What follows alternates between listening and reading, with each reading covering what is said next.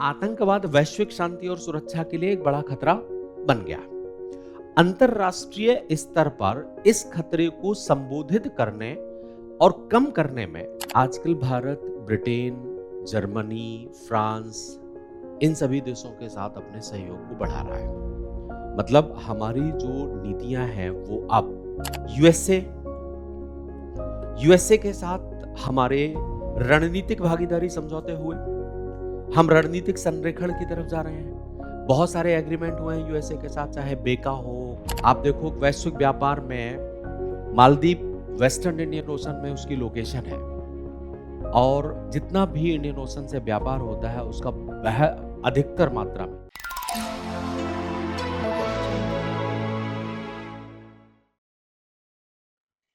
3 साल के previous year questions हम देख लेते हैं।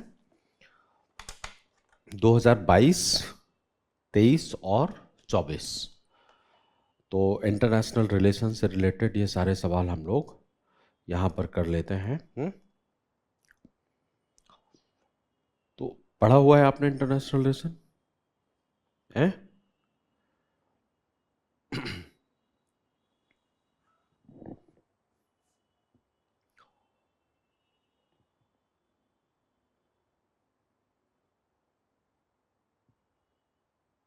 2024 से ये शुरू किया गया है और 2024 से फिर 23 और फिर 22, इस तरीके से सीक्वेंस है। तो उसी तरीके से हम लोग भी इसको डिजाइन कर लेते हैं अपना।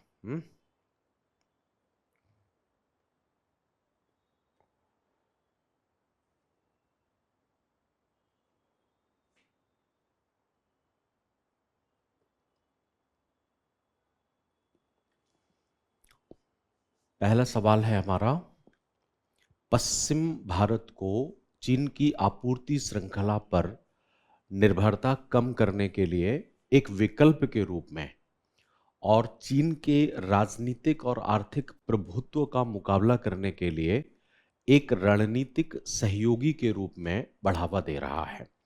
उदाहरणों के साथ इस कथन की व्याख्या कीजिए।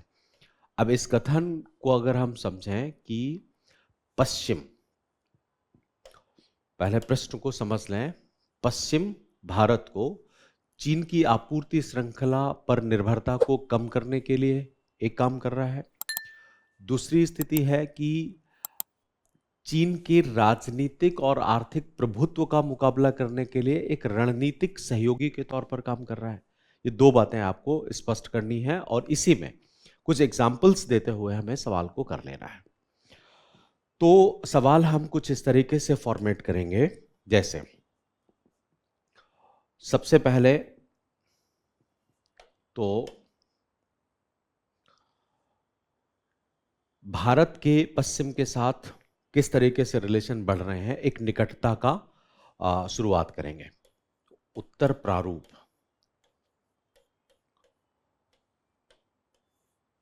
इसमें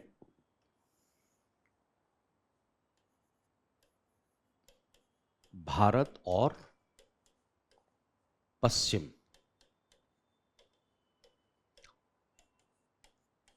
के बीच निकटता,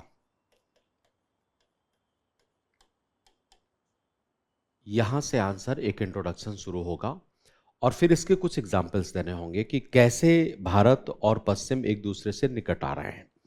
यहां पर निकटता के प्रमाण। अब चूंकि प्रश्न ने यह कर दिया है कि हमें दो सेगमेंट पर रहना है, एक तो आपूर्ति श्रृंखला को लेकर के और एक रणनीतिक सहयोग को लेकर के, तो यहां पर आप दो पार्ट बना लीजिए क्वेश्चंस के, दो पैराग्राफ यहां बन जाएंगे। एक तो आपूर्ति श्रृंखला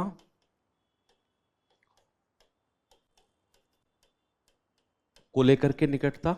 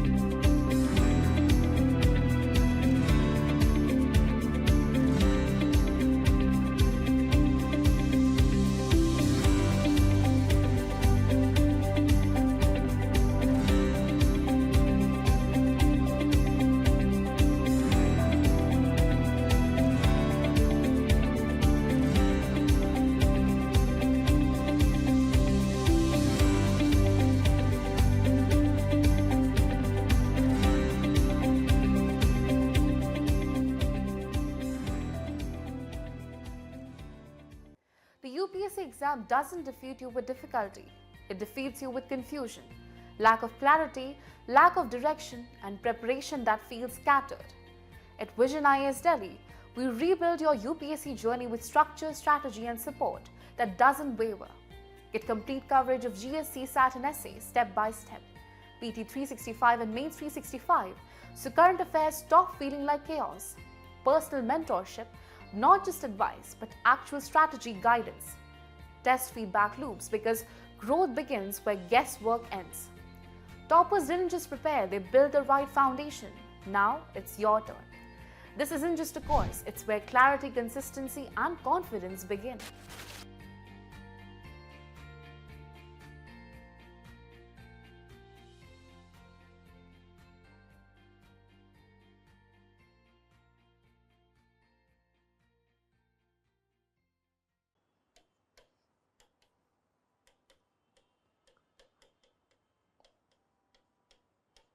और एक रणनीतिक सहयोग पर निकटता।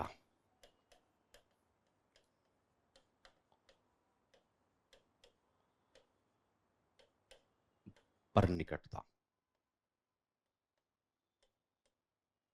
ठीक। ये दो पार्ट में आंसर ये हो जाएगा। अब ये क्यों ऐसा पश्चिम और भारत के बीच में नजदीकियां बढ़ रही हैं, तो उसके बीच में दो तरीके से हमें देखना है। मतलब ऐसे कौन से उद्देश्य हैं जिन कारणों से भारत और पश्चिम के बीच में निकटता बढ़ रही है। तो तीसरे पार्ट में आप एक और बना ले से कि निकटता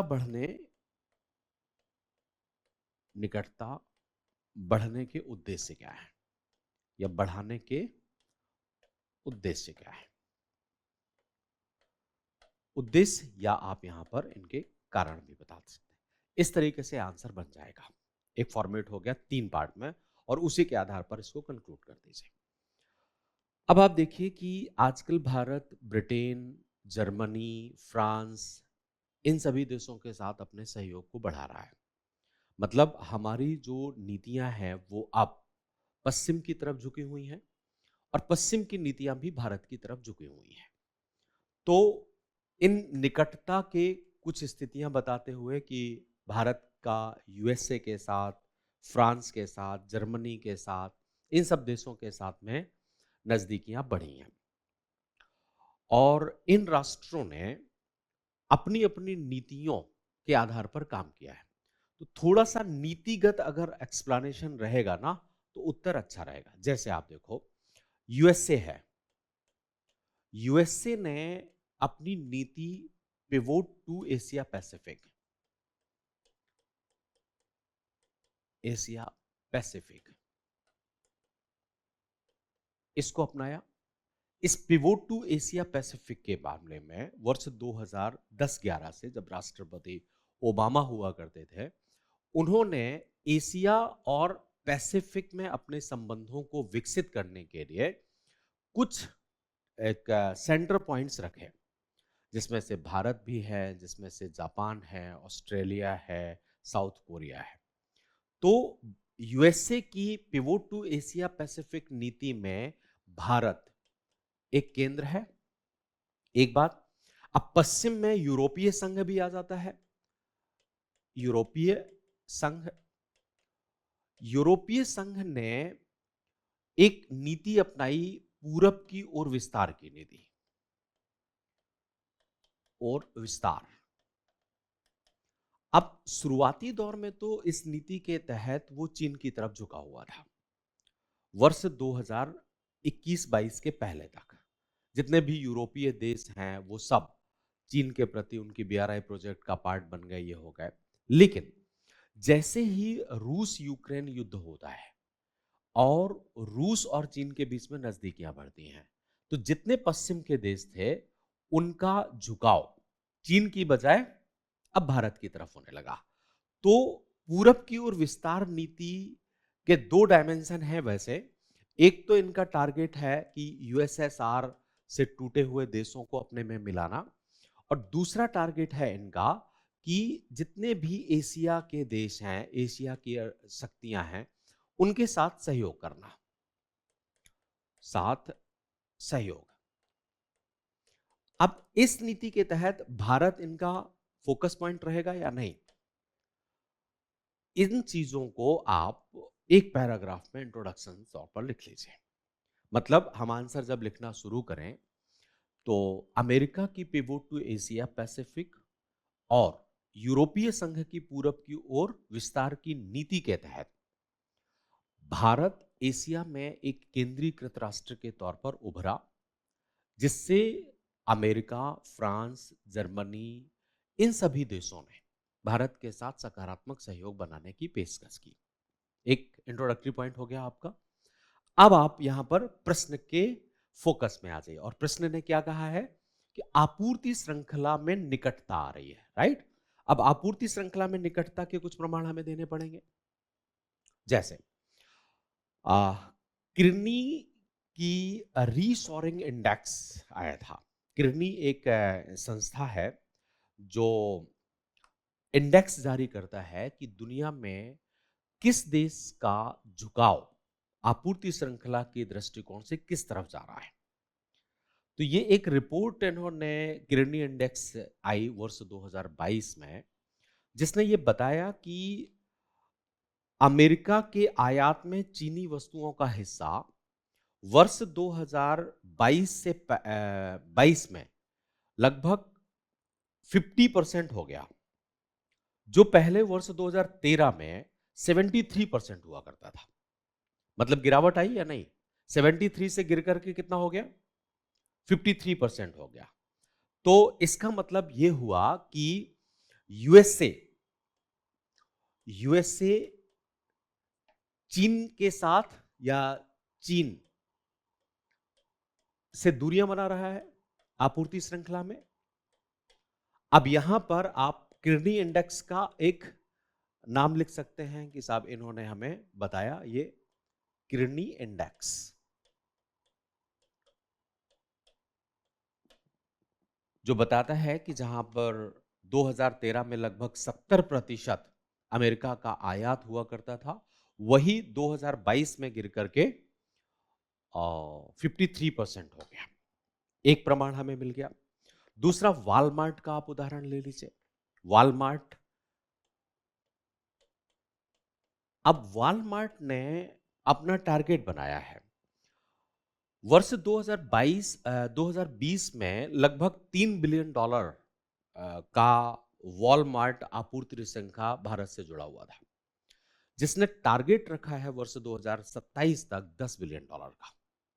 तो वॉलमार्ट का टारगेट $3 बिलियन से बढ़कर के कितना हो गया? $10 बिलियन, है ना। और ये कब तक के लिए हो गया? 2027 तक उसे ये टारगेट अचीव करना है। मतलब वॉलमार्ट जो भी आपूर्ति करता है या जो भी इंपोर्ट करता है, उस सब में $10 बिलियन का इंपोर्ट वो कहां से करेगा? इंडिया से करेगा। आपूर्ति श्रृंखला का एक उदाहरण ये हो गया। अब रिसेंटली आप देखो कि एप्पल आईफोन, तो एप्पल ने आईफोन के निर्माण में भारत के साथ काम करना शुरू किया। एप्पल का प्रोडक्शंस भारत में बढ़ा और उसने आईफोन का प्रोडक्शंस यहां पर बढ़ाना शुरू कर दिया। एप्पल का जो अभी का टारगेट है वो आपूर्ति में 50% की वृद्धि करना चाहता है। मतलब जितना फोन वो यहां पर प्रोड्यूस कर रहा है और दुनिया में भेज रहा है, 3 साल के अंदर उस प्रोडक्शंस को या उस इंपोर्ट को उसे 50% बढ़ाना है। तो एक उदाहरण दिखाई दे रहा है आपको, आप देखो इसके। वर्ष 2023 में भारत में आईफोन का उत्पादन $7 बिलियन तक बढ़ गया, $7 बिलियन, और ये लगभग 3 गुना ज्यादा था पिछले 3 वर्ष में। तो एक साल में ये 5-5, 4-4 गुना प्रोडक्शंस बढ़ रहा है, और इससे पूरी दुनिया में वो एक्सपोर्ट हो रहा है। तो आईफोन भी फोकस कर रहा है या नहीं? अब इन्होंने क्या किया है कि एक कंपनी है फॉक्सकॉन, उसने भारत में निवेश किया है और एप्पल के साथ जुड़ करके वो एप्पल के इंस्ट्रूमेंट्स बना करके उसको दे रही है। तो वो भी भारत में निवेश हो रही है। इससे भी भारत का एक्सपोर्ट बढ़ेगा और पश्चिम के देश आपूर्ति श्रृंखला में भारत की तरफ आएंगे। तीसरी बात आप देखो कि टाटा इलेक्ट्रॉनिक्स, इसके साथ में आईफोन ने असेंबलिंग प्लांट लगाया है एक, टाटा के साथ में मिलकर के। तो अब जो फोन बनते हैं उसका असेंबलिंग भी कौन करेगा, मतलब साझेदारी भी बनाना शुरू कर रहा है। तो आईफोन का एक्सपोर्ट भारत से बढ़ेगा या नहीं बढ़ेगा। एक और देखिए आप, फोर्ड का उदाहरण भी दे सकते हैं आप। फोर्ड भारत से वापस चला गया था और अब फोर्ड वापस आ गया, जो कि अगस्त या सितंबर तक, 2025 के अगस्त सितंबर तक प्रोडक्शन शुरू हो जाएगा। हालांकि अभी ये है कि फोर्ड हमारे यहां पर प्रोडक्शंस करेगा और इसको एक्सपोर्ट करेगा। अभी वो डोमेस्टिक नहीं बनाएगा, मतलब भारत के लिए गाड़ियां नहीं बनाएगा, लेकिन अब उन्होंने कहा है कि 2026 के अंत तक हम भारत के लिए भी गाड़ियां बनाएंगे। तो जो भारत में चल रही गाड़ियां थी, जैसे कि फोर्ड की एंडेवर वगैरह आती हैं, इको स्पोर्ट, इस तरीके की गाड़ियां वो बना करके फिर भारत के बाजार में लेकर के आएगा। तो आप ये देखो कि फोर्ड भी दोबारा भारत में आ रहा है। इससे भारत की आपूर्ति श्रृंखला यूएस की तरफ बढ़ेगी या नहीं बढ़ेगी। एक उदाहरण है आपका ये। तो ये सारे एग्जाम्पल्स किस बात को इंडिकेट कर रहे हैं कि पश्चिम का आपूर्ति श्रृंखला के आधार पर भारत से निकटता बढ़ रही है। इससे ज्यादा आप देने, ये तत्काल उदाहरण है, इनको हम देते हैं। अब बात आती है रणनीतिक दृष्टिकोण से निकटता आई है, इसके भी हमें कुछ प्रमाण देने पड़ेंगे, है ना। यहां पर आप भरपूर मात्रा में स्थितियां हैं, जैसे बहुत सारे ऐसे क्षेत्रीय संगठन बनाए गए हैं जहां पर पश्चिम ने भारत को अपने साथ रखा है। रीजनल ऑर्गेनाइजेशन, बहुत सारे क्षेत्रीय संगठन हैं ऐसे या नहीं। जो क्षेत्रीय संगठन चीन को काउंटर करने या चीन को संतुलित करने के दृष्टिकोण से बनाए गए और उनमें हमारा सहयोग है। जैसे उदाहरण के तौर पर आप देखिए, क्वाड है या नहीं, ऑकस, ऑकस में भी भारत के साथ सहयोग की बातें कर रहे हैं। क्वाड आप देखिए, 4 सदस्य देश हैं जो रणनीतिक दृष्टिकोण से एक दूसरे के नजदीक आ रहे हैं। वहीं पर ऑकस है, ऑस्ट्रेलिया, यूके और यूएस, ये मिलकर के अब भारत के साथ में इंडो पैसिफिक क्षेत्र में भारत के साथ में इन्होंने एक प्रोजेक्ट शुरू किया है कि सैन्य अभ्यास और सूचनाओं का आदान प्रदान हम करेंगे। मतलब भले ही ऑकस का भारत सदस्य नहीं है, लेकिन ऑकस के साथ भारत की सहबद्धता आ गई, तो रणनीतिक सहयोग बढ़ेगा या नहीं। 2025 में Indo Pacific maritime domain awareness कार्यक्रम शुरू किया गया है ऑकस के द्वारा, और उसमें भारत शामिल है, जिससे इंडो पैसिफिक में अवेयरनेस को बढ़ाया जाएगा। तो ये भी एक रणनीतिक सहयोग के तौर पर आ गया। एक आईपीईएफ में भी भारत सदस्य बन गया है, जो हिंद प्रशांत क्षेत्र में अमेरिका के नेतृत्व में ये संगठन बनाया गया था। तो ये बहुत सारे रीजनल ऑर्गेनाइजेशन है जहां पर काम कर रहा है। बहुत सारे क्षेत्रीय संगठन ऐसे हैं जहां पर पिछले कुछ दिनों में भारत ने बड़ी सक्रिय भूमिका निभाई, जैसे G20, जिन पर पश्चिम का है, G7, G20 की अध्यक्षता हमने 2023 में करी और अपने प्रोटोकॉल्स को या अपने अनुकूल दिल्ली घोषणा पत्र को पारित करवाया। G7 में हर साल भारत को इनवाइट किया गया। इस बार सुना है कि नहीं कर रहे हैं, कनाडा इनवाइट नहीं कर रहा है, लेकिन वो एक अलग बात है कि क्योंकि कनाडा के साथ हमारे कुछ आपसी रंजिश हैं। लेकिन कनाडा अगर नहीं कर रहा है तो इससे पश्चिम के साथ हमारे संबंध खराब हो जाएंगे, ऐसा नहीं है। लेकिन G7 में भारत ने अपनी बातों को रखा, चाहे वो 2024 का हो, चाहे वो जापान में हुआ, टोक्यो में हुआ, 2023 का सम्मेलन हो, सभी जगह भारत को इनवाइट किया गया है। तो ये भी भारत के लिए एक झुकाव रणनीतिक दृष्टिकोण से दिखाई दे रहा है या नहीं। तो ये तो रीजनल ऑर्गेनाइजेशन में हो गया। अब आप देखो द्विपक्षीय स्तर पर रणनीतिक सहयोग कैसे हो रहा है। यूएसए के साथ हमारे रणनीतिक भागीदारी समझौते हुए, हम रणनीतिक संरेखण की तरफ जा रहे हैं। बहुत सारे एग्रीमेंट हुए हैं यूएसए के साथ, चाहे बेका हो, कोमकासा हो, लेमोवा हो, आईएसओ हुए या नहीं, जो रणनीतिक दृष्टिकोण से, तो एक तरीके से यूएसए के साथ हम रणनीतिक संरेखण की तरफ जा रहे हैं। और इसके कई एग्जाम्पल्स हैं, बेका, लेमोवा, कॉमकासा, आईएसए, ये इसके बाद और आप देखिए अगर तो यूरोपीय संघ के साथ में रणनीतिक संरेखण स्थापित हो गया है आर्थिक दृष्टिकोण से, ईयू सामूहिक स्तर पर। फिर फ्रांस के साथ में आप देखो, फ्रांस से आप सैन्य हथियार खरीद रहे हैं या नहीं, राफेल भी आपने फ्रांस से खरीदा, तो फ्रांस से आपने राफेल है, स्कॉर्पियन पनडुब्बी का भी एग्रीमेंट हमारा उसके साथ में हुआ, और उसने बना पनडुब्बी जो आपका फ्रांस और इंडिया ने मिल करके बहुत सारी पनडुब्बियां बनाई हैं, जिसका नाम दिया गया था 75 करके, फिर 75I आया इंडिया को, तो ये पनडुब्बियां हम बना रहे हैं। EU India trade technology council का गठन किया गया है 2024 में, तो ईयू के साथ हमारा ट्रेड, अब हम एफटीए की तरफ जा रहे हैं, ईयू और भारत के साथ एफटीए, तो ये रणनीतिक दृष्टिकोण से बढ़ेगा या नहीं। ब्रिटेन को आप देख लीजिए, यहां पर ब्रिटेन के साथ भी हमारे संबंध नजदीक बने, जैसे उदाहरण के तौर पर कि एफटीए को लेकर के भारत और ब्रिटेन में सहयोग लगभग अंतिम चरण में पहुंच गया है, तो हमारा कुछ दिनों बाद एफटीए हो जाएगा। 2023 में यूके इंडिया 2030 रोड मैप जारी किया गया, यूके और इंडिया के बीच में 2030 तक के लिए हमने टारगेट फिक्स करे हैं कि हमें किस तरीके से अपने व्यापार को ले जाना है, और उन टारगेट्स में शिक्षा है, टेक्नोलॉजी है, स्वास्थ्य है, इन सब क्षेत्रों को शामिल किया गया है। मतलब यूके के साथ में भी आपका एजेंडा 2030 बना लिया गया।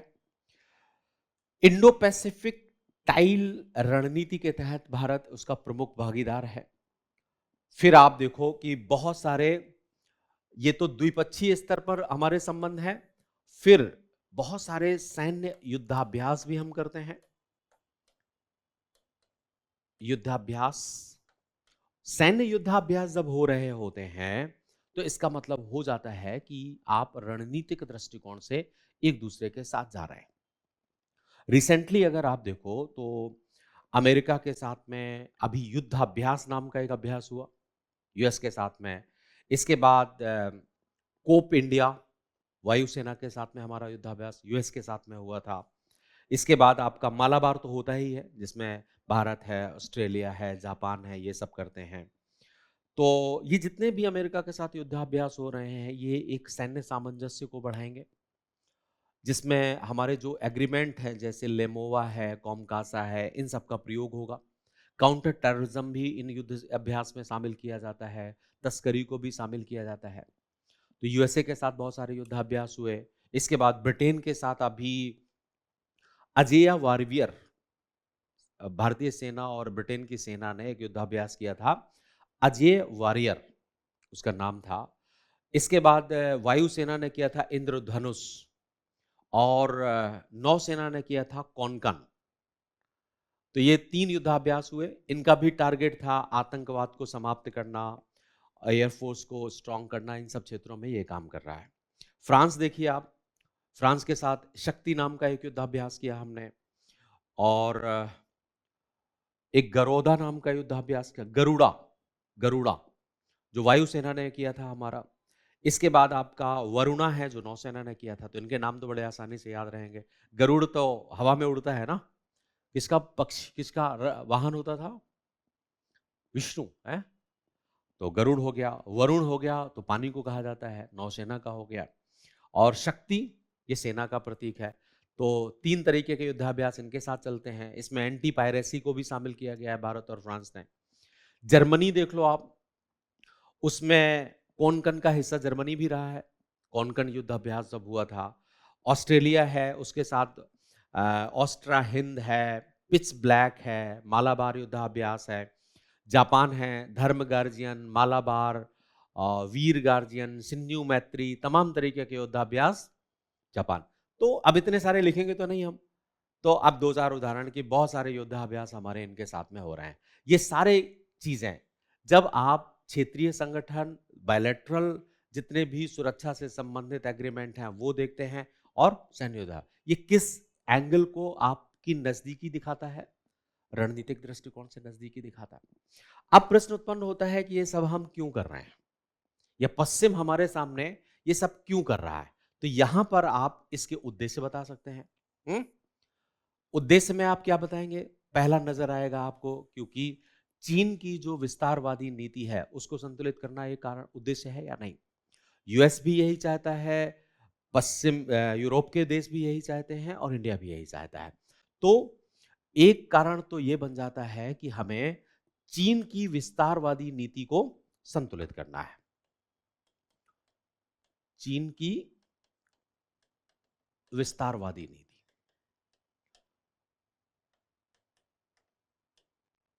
को संतुलित करना एक कारण। और क्या कारण हो सकता है? इंडो पैसिफिक अधिक वाइब्रेंट हो रहा है, उसकी रेलेवेंसी बहुत ज्यादा बढ़ रही है, और इंडो पैसिफिक में कोई भी काम भारत के बिना संभव है क्या? नहीं है। तो इंडो पैसिफिक का बढ़ रहा महत्व है, इंडो पैसिफिक का महत्व है, और इसमें भारत की भूमिका का एक इंपॉर्टेंस है।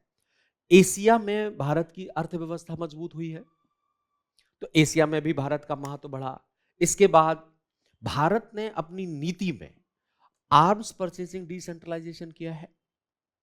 हथियारों के पहले हम हथियार खरीदते थे रसिया से, अब आप फ्रांस से भी खरीद रहे हो, आप जर्मनी से भी खरीद रहे हो, इजराइल से भी खरीद रहे हो। तो जब हथियार खरीद का विकेंद्रीकरण करेंगे तो जितने भी हथियार व्यापारी हैं वो आएंगे या नहीं आएंगे? तो एक कारण रहा भारत की हथियार खरीद नीति का विकेंद्रीकरण, हथियार खरीद नीति का विकेंद्रीकरण।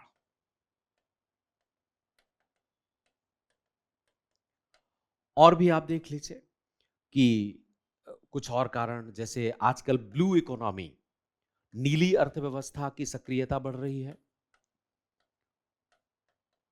ये सब चीजों को आप कंक्लूजन वाले पार्ट में लिखेंगे, एक पैराग्राफ में, कि वर्तमान में भारत का इंपॉर्टेंस किस तरीके से आगे बढ़ रहा है। ठीक है? अब देखो, एक आपका परफेक्ट आंसर बन गया है ना, और बहुत ज्यादा आपको लंबा भी नहीं होगा, एक फॉर्मेट। और अगर आपने उत्तर लिखते समय जो लिखा और ऐसा डायग्राम बना दिया, तो वो ये सोचेगा कि मैं नंबर कहां से काटूं। ठीक है ना? दूं ये नहीं सोचेगा, वो क्या सोचेगा? मैं काटूं कहां, क्योंकि उसे आपने कोई अवसर दिया ही नहीं कि आप नंबर को काट सकें। सारी चीजें आपने उसको ऐसी बताई हैं, तो वो आपको, और इंटरनेशनल रिलेशन ऐसा होता है ना जिसमें मैथ जैसे नंबर मिलते हैं। अगर आंसर आपका रैशनल है, तर्क संगत है, वो सारी चीजें आपने लिखी हैं, तो फिर वो कटते वटते नहीं है। ठीक, तो एक सवाल हमारा ये हो गया। अब एक और सवाल पर हम चर्चा करें, ये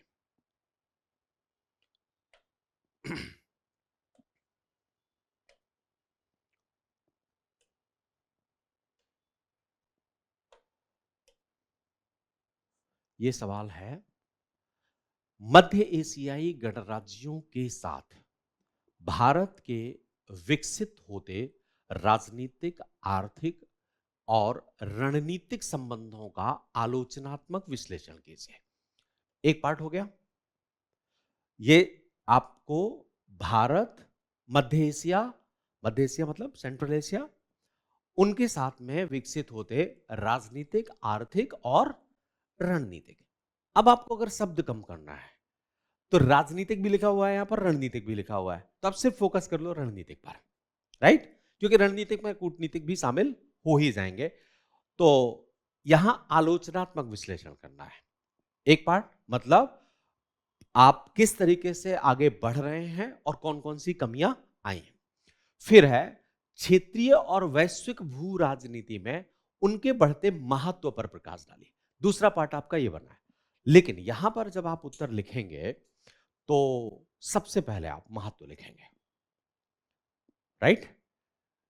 ये एक समझने वाली बात है कि देखो, अगर आप पूरा का पूरा डिप्लोमेटिक एनालिसिस कर देते हैं और बाद में महत्व लिखते हैं तो थोड़ा अधूरा सा नहीं लगता है। तो हम ऐसे प्रश्न में क्या करें कि सबसे पहले हम सेकंड पार्ट लिखें, फिर हम बिना किसी इंपॉर्टेंस को देखे हुए क्या हम कोई रणनीति बनाते हैं। कहीं भी आप देख लो तो सबसे पहले इस उत्तर का प्रारूप कैसे किया जाए। दो पार्ट में आंसर है, ठीक। उत्तर प्रारूप,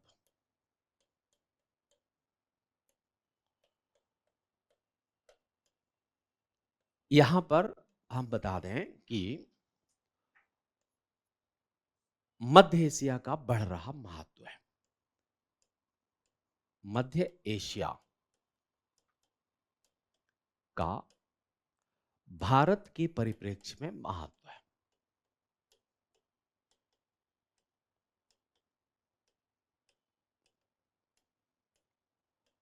छोटा सा परिप्रेक्ष्य।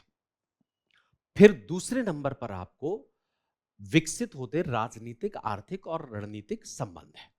फिर यहां बता दीजिए दूसरे पार्ट में भारत और सेंट्रल एशिया के बीच विकसित हो रहे संबंध, राइट। भारत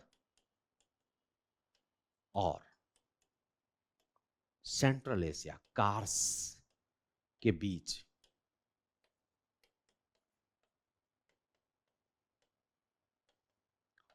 विकसित हो रहे संबंध है। और चूंकि ये आलोचना भी पूछा है तो आपको चुनौतियां भी बतानी पड़ेंगी, है ना। तो तीसरे नंबर पर क्या बता दिया आप, संबंध विकास में आ रही चुनौतियां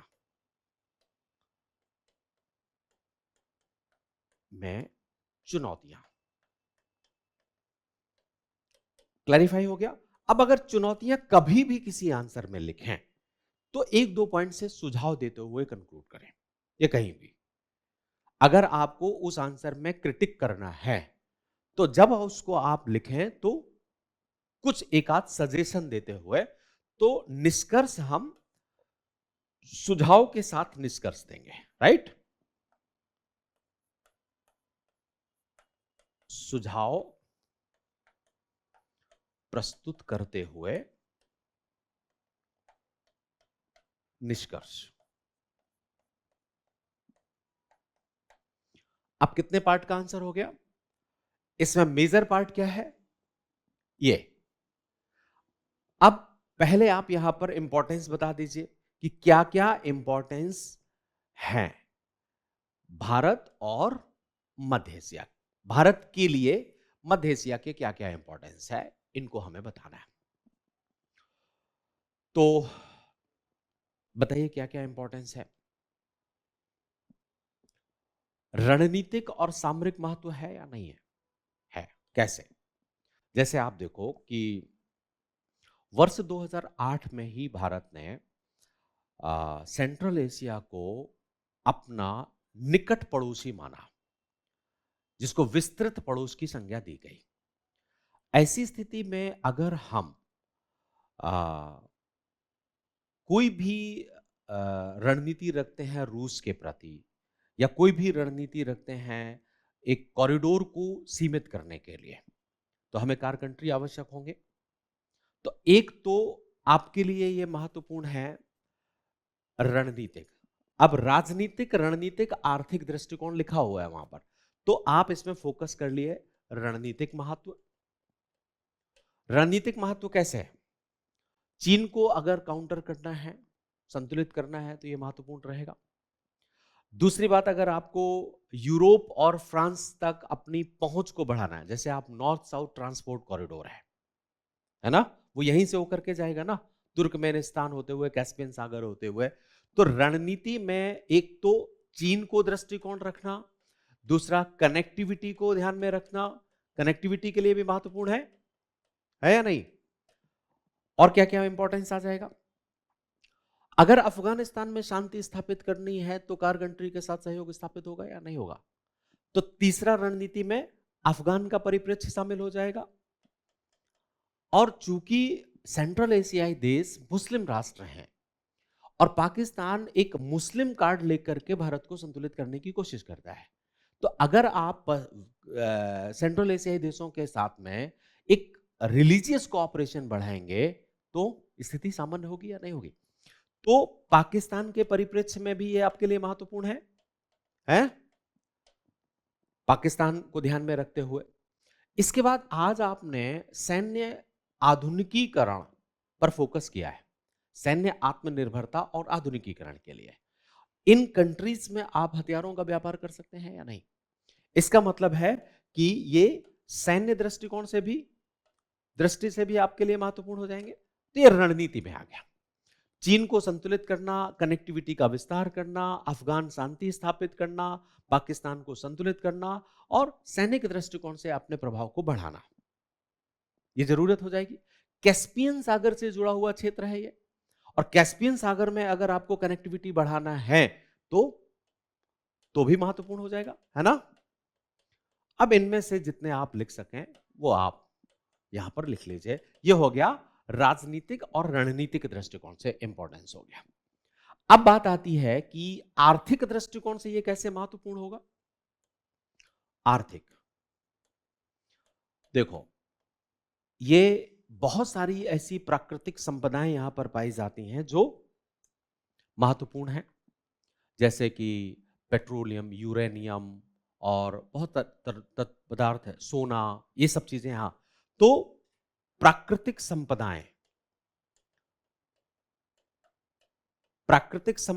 यहां है जिसका आप आयात कर सकते हैं, इकोनॉमिकल बेनिफिट हो जाएगा। दूसरी बात, हम अपनी सॉफ्ट पावर का प्रयोग कर सकते हैं। जैसे आप देखो कि ये जितने भी कंट्री है ना, वो भारत की फिल्में देखते हैं, हमारी फिल्में देखते हैं। तो आप फिल्म उद्योग वहां पर फिल्म का प्रचार प्रसार कर सकते हो या नहीं? बुद्ध संस्कृति है यहां पर, ये लोग बुद्ध संस्कृति से भी परिचित हैं, तो बुद्धिज्म के आधार पर भी काम कर सकते हो आप। जैसे एससीओ का जब 2023 का सम्मेलन आयोजित किया गया था, तो भारत ने काशी को एससीओ की राजधानी बनाई थी 2023-24 के लिए। उसका टारगेट क्या था? ताकि कार कंट्री तक हम अपने सांस्कृतिक मूल्यों को विस्तृत कर सकें। तो सॉफ्ट पावर का भी प्रसार कर सकते हैं आप, यहां पर्यटन का विस्तार भी कर सकते हैं, और आप देखिए इनकी संरचना को मजबूत करने में भी सहयोग करते हैं। संरचनात्मक सुदृढ़ता, जैसे अभी दुशांबे कहां है? दुशांबे है ना एक शहर इनका, कजाकिस्तान में है।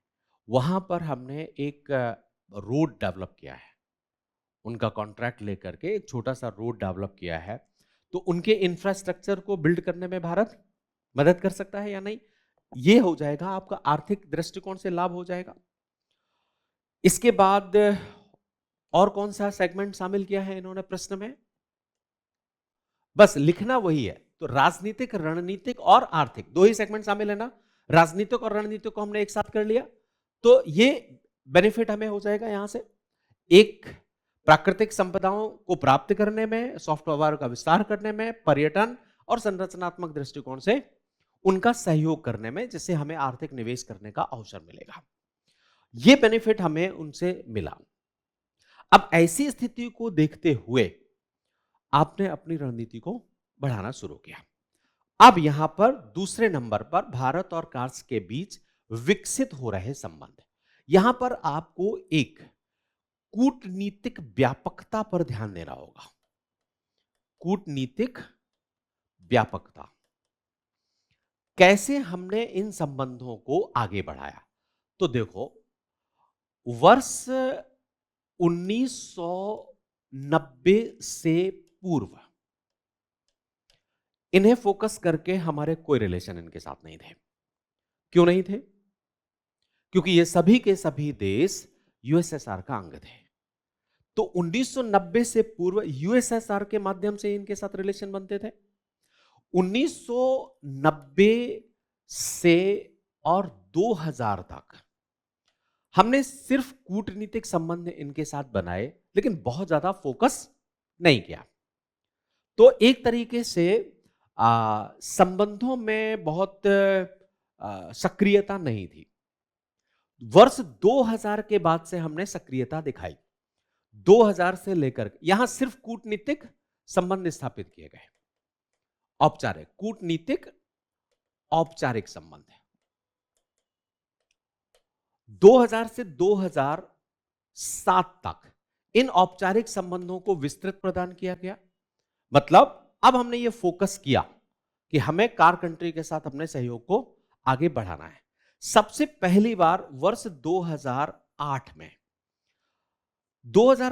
में हमने इनको लुक वेस्ट पॉलिसी का पार्ट बनाया। जो हमने पश्चिम के लिए एक नीति बनाई थी ना, इकोनॉमिक कॉपरेशन को, लुक वेस्ट पॉलिसी एक आर्थिक सहयोग के लिए बनाई। उसी में हमने पश्चिमी देशों को, पश्चिम एशिया को भी शामिल किया और उसी में हमने कार कंट्री को भी शामिल किया। तो 2008 से लेकर के 2012 तक ये चलता रहा। 2012 में हमने कनेक्ट सेंट्रल एशिया पॉलिसी बनाई। कनेक्ट सेंट्रल एशिया पॉलिसी, और इस पॉलिसी के आधार पर अब हमने पश्चिम एशिया से सेंट्रल एशिया को अलग करके देखना शुरू कर दिया और अब सेपरेट रिलेशन हमने बनाने शुरू कर दिए इनके साथ में। इसके बाद बहुत सारी स्थितियां सकारात्मक हुई, शिखर वार्ताएं आयोजित होने लगी, मंत्री स्तरीय वार्ताएं आयोजित होने लगी। प्रधानमंत्री ने हमारे वर्ष 2015 में यात्रा भी करी इस क्षेत्र की। तो 2012 से लेकर के ये कनेक्ट सेंट्रल एशिया पॉलिसी का विस्तार किया गया और 2015 में 15 से लेकर के 2019 तक कनेक्ट सेंट्रल एशिया पॉलिसी का संस्थाकरण शुरू किया गया कि साहब इंस्टीट्यूशनलाइज किया जाए। जैसे इंडिया सेंट्रल एशिया सेंटर बनाया गया, जैसे सेंट्रल एशिया पार्लियामेंट्री फोरम बनाया गया, अफगानिस्तान के विकास के लिए सहयोग करने का काम किया गया। तो 2019 तक ये हो गया। 2019 में वाइब्रेंट गुजरात प्रोग्राम शुरू किया भारत ने गुजरात में, और ये सभी कार कंट्री के लोगों को या राष्ट्राध्यक्षों को वहां पर बुलाया। और 2022 के बाद से आप देखिए कि इनके साथ हमने रणनीतिक भागीदारी की स्थिति को शुरू कर दिया। अब सुरक्षा तत्व भी शामिल हो गया। तो आप देखो धीरे धीरे हमारे कार कंट्री के साथ सहयोग विकसित होते गए या नहीं, राइट? अब इन्हीं सहयोगों को विकसित करते हुए आपको कुछ एग्जाम्पल्स दे देना है कि क्या क्या काम हमने किया, किस किस तरीके से इन देशों के साथ में। जैसे कि नीति बना दी आपने, ये नीति बनाने में एक आध उदाहरण दे दिया कि जैसे आप दुसाम्बो कॉरिडोर बनाया गया, नॉर्थ साउथ ट्रांसपोर्ट कॉरिडोर बनाया गया, काशी को एससीओ की राजधानी बनाया और सांस्कृतिक संबंधों को हमने व्यापक बनाने का काम किया। ये हो गया। अब प्रश्न आता है कि चुनौतियां क्या हैं। तो एक ये सबसे महत्वपूर्ण चीज है कि कैसे हम रणनीतिक दृष्टिकोण से आगे बढ़े। चैलेंजेस क्या क्या हैं यहां पर, किस किस तरीके की चुनौतियों का सामना कर रहे हैं, बताइए।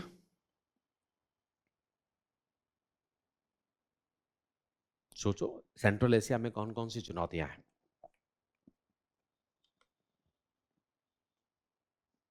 जैसे आतंकवाद है, अफगानिस्तान आतंकवाद है, और जो वो एरिया अफगानिस्तान, हमारा जम्मू कश्मीर, ये उइगर और वीगर आतंकवादी यहाँ पर पाए जाते हैं। तो अगर हम इनके साथ में डायरेक्ट कनेक्टिविटी बनाते हैं तो हमें आतंकवादियों का सामना करना पड़ेगा। तो एक चुनौती क्या है? आतंकवाद। दूसरी और चुनौती क्या है? ये सभी के सभी देश हैं वो चीन की BRI प्रोजेक्ट के साथ जुड़े हुए हैं।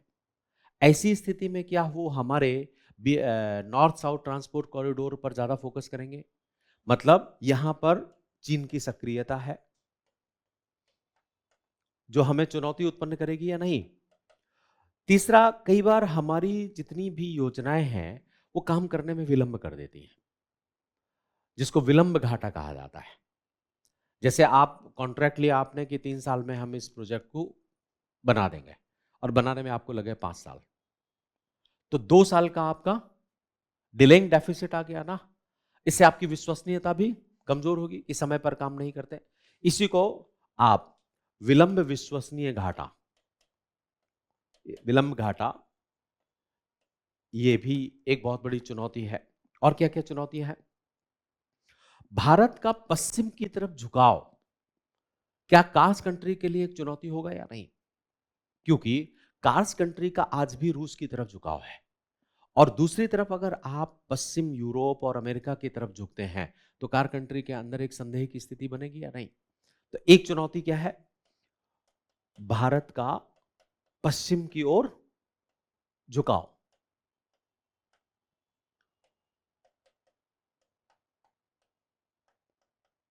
एक स्थिति यहां पर यह बनी हुई है।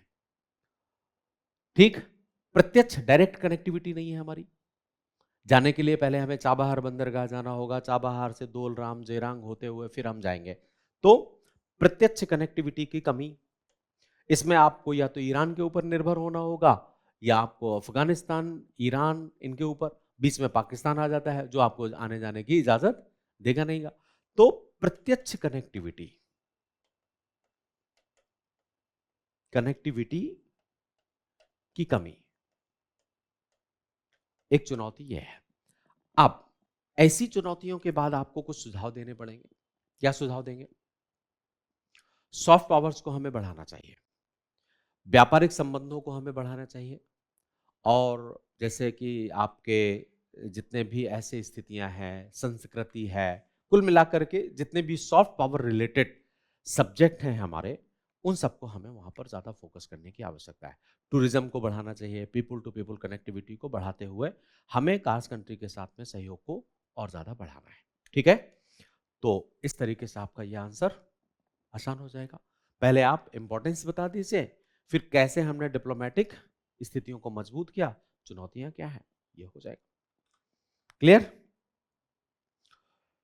नेक्स्ट एक और प्रश्न पर चले हम।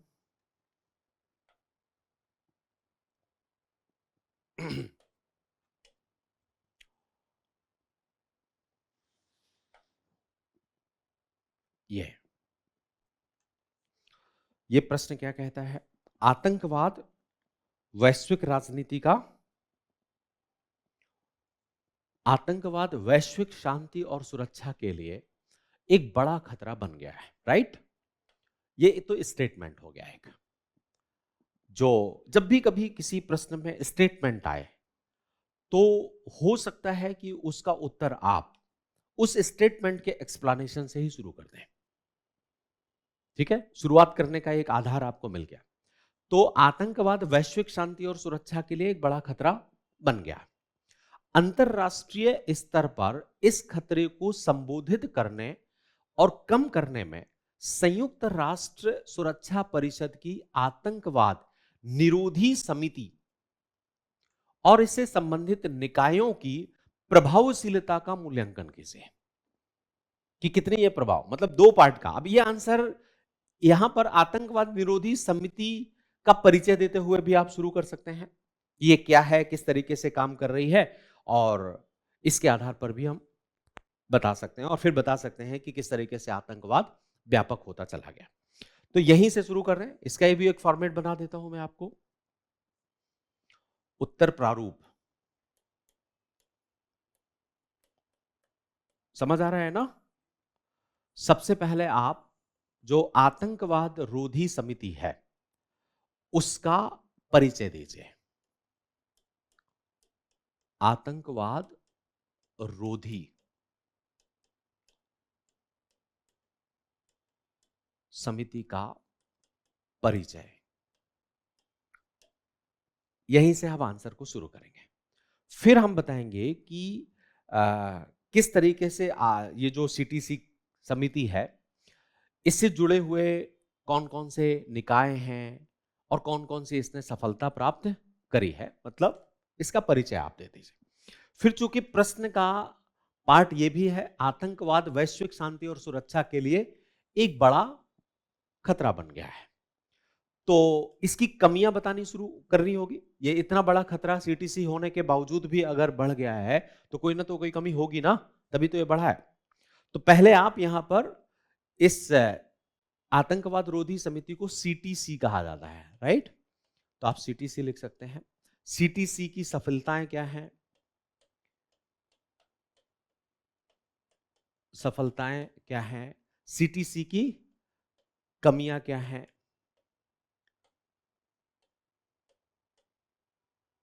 कमियां, और फिर सीटीसी में अपेक्षित सुधार की आवश्यकता, क्योंकि प्रश्न का यह कोर रहेगा, क्या हमें चेंज करना चाहिए।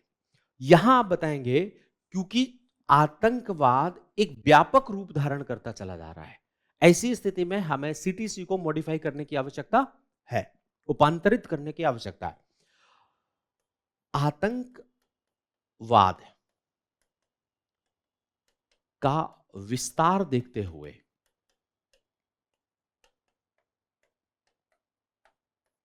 सीटीसी में सुधार, ये 4 पार्ट में आपका आंसर बन जाएगा। क्लियर? तो सबसे पहले हम सीटीसी एक वर्ष 2001 में बनाई गई समिति थी जो आतंकवाद रोधी समिति के तौर पर काम करती है और सुरक्षा परिषद के नेतृत्व में यह है। वर्ष 2000 जब 9/11 की घटना हुई अमेरिका में, तो उसके बाद इस समिति का गठन किया गया, जिसका उद्देश्य था कि किस तरीके से दुनिया को आतंकवाद मुक्त किया जा सके और यूनाइटेड नेशंस आतंकवाद के संबंध में क्या क्या काम कर सकता है। इसको लेकर के बहुत सारे इसके सहयोगी निकाय भी बनाए गए, जैसे कि सीटैड है, आतंकवाद रोधी कार्यकारी निदेशालय, एक ये बनाया गया। संयुक्त राष्ट्र आतंकवाद रोधी कार्यालय, जिसको आप यूएनओसीटी कहते हैं, वो बनाया गया, जो इसका सहयोग करते हैं। अब इन्होंने काम करना शुरू किया, तो इसके बाद एक समिति आयोजित की गई। अब ये प्रश्न 2022 में एक समिति का आयोजन भारत की अध्यक्षता में किया गया था, क्योंकि भारत उस समय सुरक्षा परिषद का अध्यक्ष था।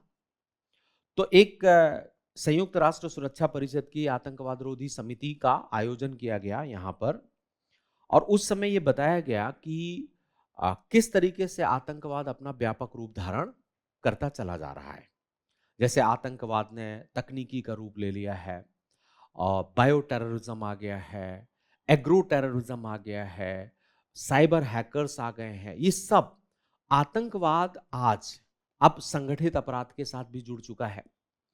ऐसी स्थिति में ये जो सीटीसी है वो अपने कामों को करने में सक्षम साबित नहीं हुई है, तो उसमें सुधार करने की आवश्यकता है। उस सुधार को आप रिफॉर्म्स के तहत यहां पर रख दीजिए कि हमें क्या क्या करना चाहिए। तो जैसे भारतीय प्रधानमंत्री ने ये G7 में भी कहा था कि पहले तो हमें एक आतंकवाद की परिभाषा बनाने की आवश्यकता है, आतंकवाद रोधी समिति को सक्षम बनाने की आवश्यकता है, उसके पास अधिकार होने चाहिए, तकनीकी सक्षमता होनी चाहिए, और सभी राष्ट्रों के बीच में सहयोगात्मक स्थिति होनी चाहिए। आतंकवाद के लिए कुछ वैश्विक मानक तय करने चाहिए, ताकि उन मानकों के आधार पर हम किसी भी देश को टारगेट कर सकें कि अगर वो देश आतंकवादियों को फंडिंग कर रहा है या मदद कर रहा है तो उसको रोका जा सके। तो एक ये रिफॉर्म्स करने के लिए इस समिति को, छोटा सा सवाल है कि आप यहां पर अप्रोच कैसा रहेगा, ये सबसे पहले आप इसको बना दीजिए। और यहां पर प्रश्न का नेचर जो कह रहा है आतंकवाद वैश्विक शांति और सुरक्षा के लिए खतरा है, इसको सबसे अंत में। अब उत्तर लिखने के 2 तरीके हो गए, या तो आप इसकी व्यापकता को शुरू कर सकते हैं और फिर बताइए कि ऐसी व्यापकता को देखते हुए सीटीसी का गठन किया गया था 9/11 के बाद, फिर सीटीसी की कमियां क्या हो रही, आज तक वो परिभाषा नहीं विकसित कर पाई, और यूनाइटेड नेशंस आतंकवाद को रोकने में विफल रहा। तो फिर भारत का परिप्रेक्ष्य रखें आप कि वर्ष 2022 में भारत की अध्यक्षता में सीटीसी की बैठक बुलाई गई, और उस बैठक में यह निर्णय लिया गया कि आतंकवाद निरंतर व्यापक रूप धारण करता चला जा रहा है। ऐसी स्थिति में संयुक्त राष्ट्र संघ को सक्रिय होकर के कदम उठाने चाहिए। ठीक, ये अप्रोच हमारा इस उत्तर में रहेगा।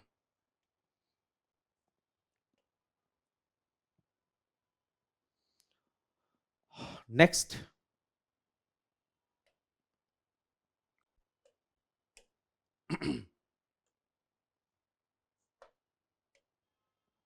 एक सवाल आपका ये हुआ, वैश्विक व्यापार और ऊर्जा प्रवाह पर ध्यान केंद्रित करते हुए भारत के लिए मालदीव के भू राजनीतिक और भू रणनीतिक महत्व पर चर्चा कीजिए। दो दृष्टिकोण हैं, दो सब क्षेत्र हैं, वैश्विक व्यापार और ऊर्जा प्रवाह। इन दोनों को ध्यान में रखते हुए मालदीव का महत्व बताना है आपको। दूसरा पार्ट है, आगे यह भी चर्चा करें कि यह संबंध अंतरराष्ट्रीय प्रतिस्पर्धा के बीच भारत की समुद्री सुरक्षा और क्षेत्रीय स्थिरता को कैसे प्रभावित करेगा। राइट, अब दो पार्ट हो गए। पहले तो आपको मालदीव का महत्व बताना है दो दृष्टिकोणों से। कौन कौन से? वैश्विक व्यापार के दृष्टिकोण से और ऊर्जा प्रवाह के दृष्टिकोण से भारत के लिए मालदीव के भू राजनीतिक और भू रणनीतिक महत्व है। ठीक, फिर दूसरे पार्ट में बताना है कि यह संबंध अंतरराष्ट्रीय प्रतिस्पर्धा के बीच भारत की समुद्री सुरक्षा और क्षेत्रीय स्थिरता को कैसे प्रभावित करते हैं। ठीक, तो इसका प्रारूप तय किया जाए पहले। अब उत्तर जब लिखना है तो थोड़ा सा हमें शुरुआत करनी होगी भारतीय परिप्रेक्ष्य में मालदीव के महत्व से, क्योंकि प्रश्न का नेचर वही है। उत्तर प्रारूप, पहला पार्ट भारतीय परिप्रेक्ष्य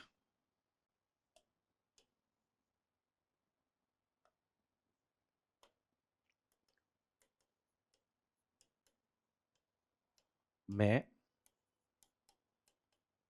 मालदीव का महत्व है। तो अब दृष्टिकोण कितने रखना है आपको? दो। कौन कौन से? यहां पर लिखा हुआ है वैश्विक व्यापार और ऊर्जा प्रवाह। तो वैश्विक व्यापार के लिए महत्व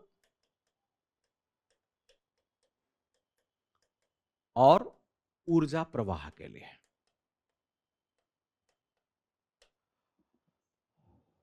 रणनीतिक दृष्टिकोण से भी आप देख सकते हैं। तो आप देखो वैश्विक व्यापार में मालदीव वेस्टर्न इंडियन ओशन में उसकी लोकेशन है और जितना भी इंडियन ओशन से व्यापार होता है उसका अधिकतर मात्रा में मालदीव से होकर के गुजरता है। ऐसी स्थिति में नौ परिवहन के लिए बहुत महत्वपूर्ण है। जो भी मूवमेंट व्यापार के दृष्टिकोण से होता है, जैसे भारत अपना लगभग 85% पेट्रोलियम वहीं से मंगवाता है, उसी रास्ते से होकर के, तो मालदीव का एरिया सुरक्षित होना चाहिए या नहीं। तो व्यापारिक वैश्विक व्यापार में परिवहन यहां से बहुत ज्यादा होता है। दूसरी बात कि ऊर्जा प्रवाह में आजकल ग्रीन एनर्जी का टाइम चल रहा है।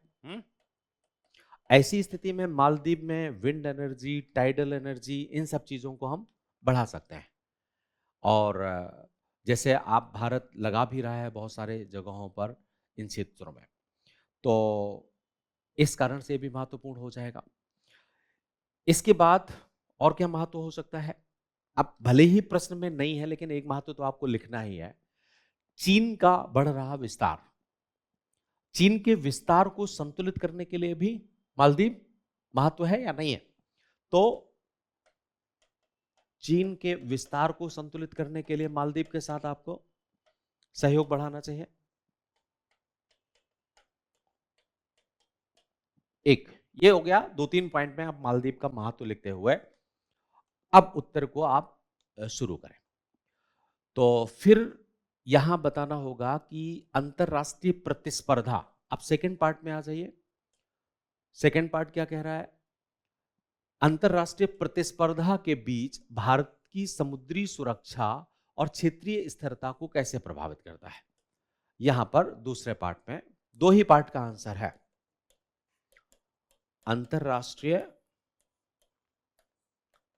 प्रतिस्पर्धा। अच्छा, चीन को यहां की बजाय यहां लिख दें तो ज्यादा बढ़िया रहेगा ना, क्योंकि ये एक सही अप्रोच रहेगा। अंतरराष्ट्रीय प्रतिस्पर्धा में भारत के लिए महत्व है।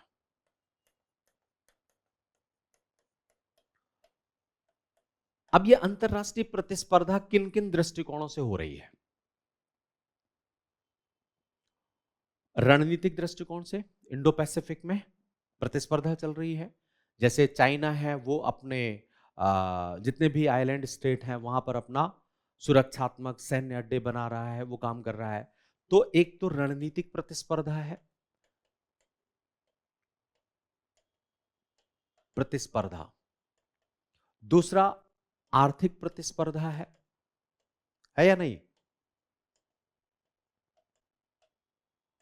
तीसरा क्षेत्रीयकरण या क्षेत्रीय संगठनों के निर्माण की प्रतिस्पर्धा है।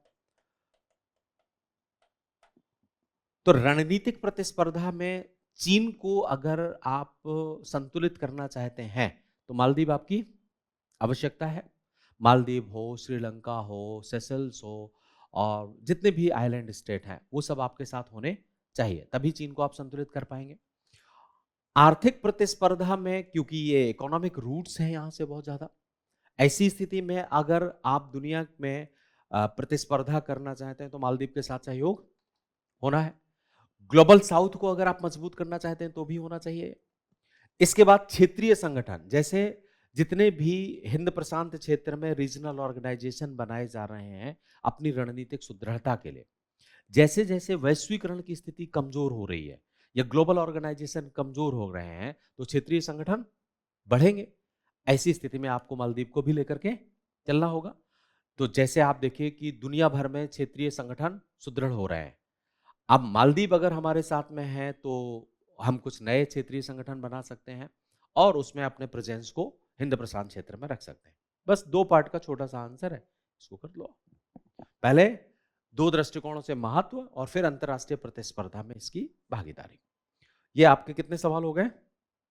4 हो गए ना 2024 के।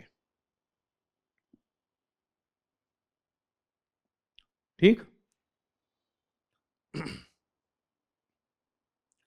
अब हमें देखना है 2023 के सवाल।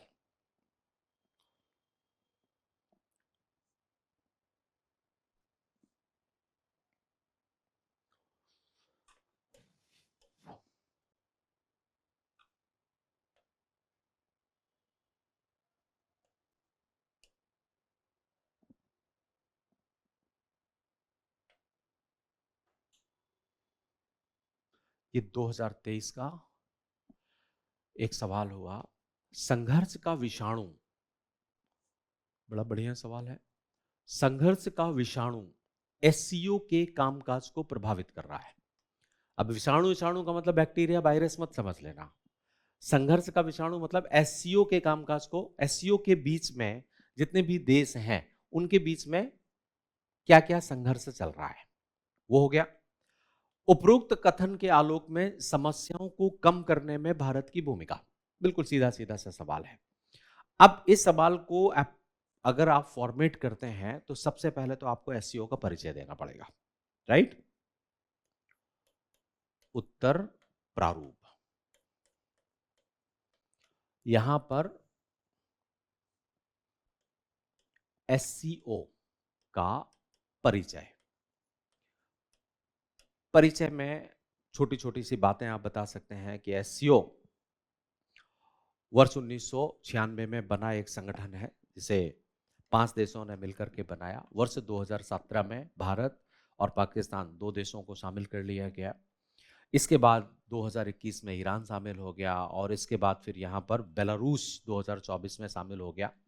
तो कुल मिलाकर के अब कितने देश हो गए? पहले 5 थे, 2 7 8 9 देश हो गए ना। 9 देश हो गए। कौन कौन से? तो 3 देश तो कार कंट्री के हैं, एक रूस है, एक चीन है, और फिर भारत, पाकिस्तान, ईरान और बेलारूस। तो 9 देशों का मतलब परिचय को आपको जितना छोटा रखें उतना ही आप ऐसे लिख सकते हैं कि 1996 में गठित संगठन 5 देशों के द्वारा वर्ष 2017 में भारत और पाकिस्तान शामिल हुए, 2021 में ईरान और 2024 में बेलारूस शामिल हुआ। इससे आज ये संगठन पूरी दुनिया का लगभग 30% उत्पादन करता है, लगभग 40% आबादी का प्रतिनिधित्व करता है। तो एससीओ के, क्योंकि अब आप देखो बड़े बड़े 3 देश शामिल हैं इसमें, रूस, चीन और भारत। भारत और चीन मोस्ट पॉपुलेटेड स्टेट है, तो दुनिया की कुल आबादी का 40% इसमें आ जाता है। अब जब 40% आ जाएगा तो बाजार के दृष्टिकोण से महत्वपूर्ण होगा या नहीं होगा? ये एक छोटा सा पैराग्राफ यहां पर लिख लो। इसके बाद दूसरे नंबर पर आप को बताना है संघर्ष, क्योंकि संघर्ष का विषाणु एससीओ के कामकाज को प्रभावित कर रहा है।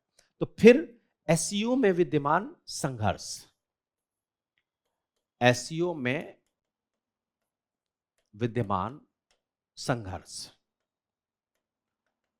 बहुत महत्वपूर्ण संगठन होने के बावजूद यहां पर तमाम तरीके के जितने भी सदस्य हैं उनमें सबके बीच में आपस में कुछ ना कुछ संघर्ष चल रहे हैं। यहां संघर्ष बता दीजिए, जैसे उदाहरण के तौर पर एससीओ में चीन प्रभावी भूमिका रखना चाहता है।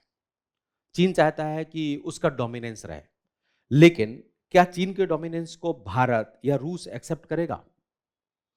तो चीन की प्रभुत्वशाली प्रवृत्ति या प्रभुत्वशील प्रवृत्ति संघर्ष का एक कारण बनेगा या नहीं बनेगा?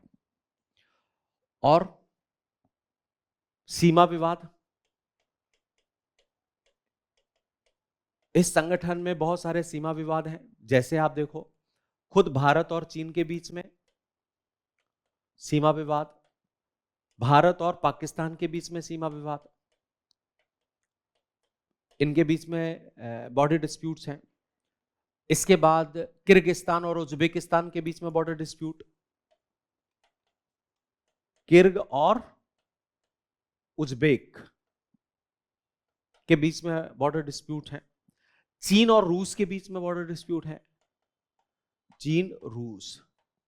तो एक संघर्ष आपका ये भी बना रहता है या नहीं? और क्या संघर्ष है? आतंकवाद यहां पर सक्रिय है। आतंकवाद में जैसे तालिबान है अफगानिस्तान में, तो वो इस क्षेत्र को प्रभावित करता रहता है, या फिर उइगर और वीगर तरीके के आतंकवादी संगठन हैं, वो भी इससे प्रभावित करते हैं। और क्या क्या है? युद्धरतता, युद्ध भी इसकी एक संघर्ष का कारण है या नहीं?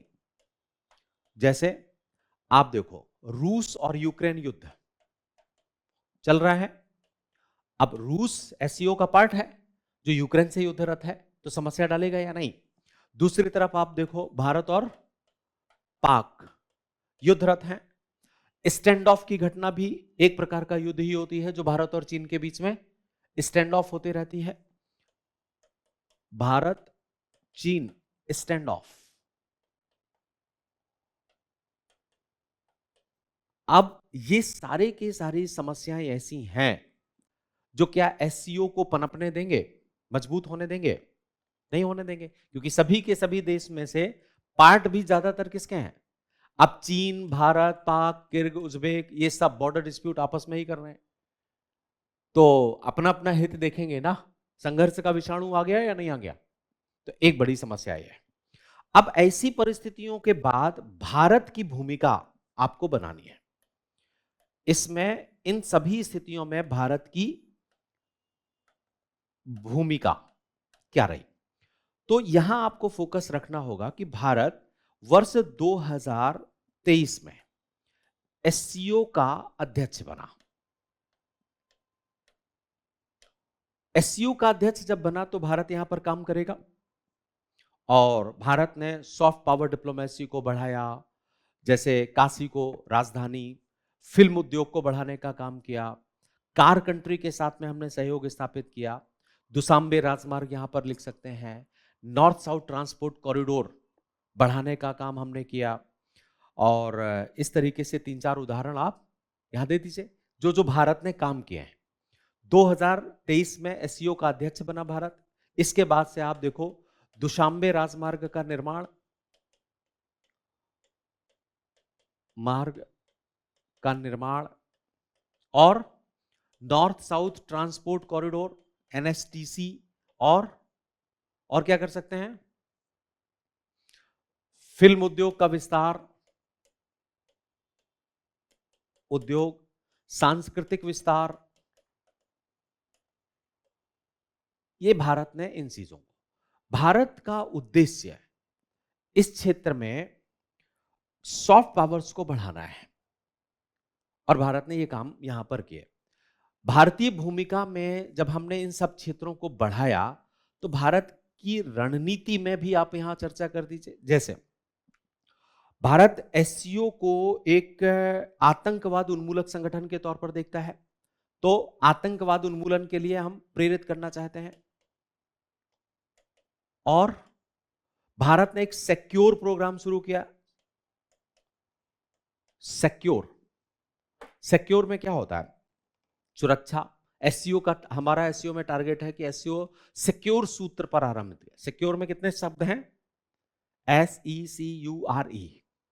एस का मतलब है सिक्योरिटी, ई का मतलब है इकोनॉमिक डेवलपमेंट, सी का मतलब है कनेक्टिविटी, यू का मतलब है यूनिटी, आर का मतलब है respect of sovereignty and territorial boundaries, सीमाओं की संप्रभुता और सीमाओं की रक्षा की जाए। और ई का मतलब होता है एनवायरमेंट प्रोटेक्शन। ठीक है ना।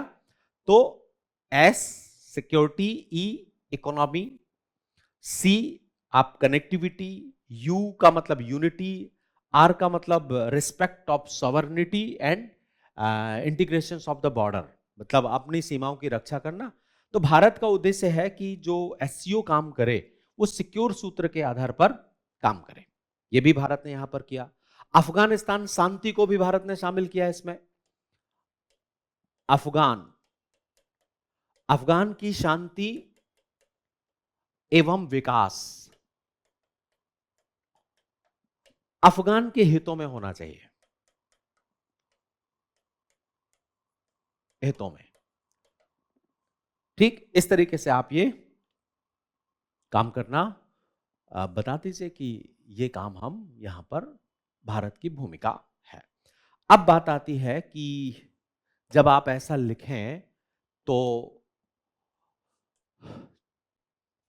चुनौतियां भारत के लिए क्या क्या आ रही हैं काम करने में, और सुझाव भी आप एक लाइन में कंक्लूड करते समय आप चुनौतियां और सुझाव, भारत की भूमिका लिख दी आपने, फिर यहां पर आप कंक्लूजन करते हुए चुनौतियां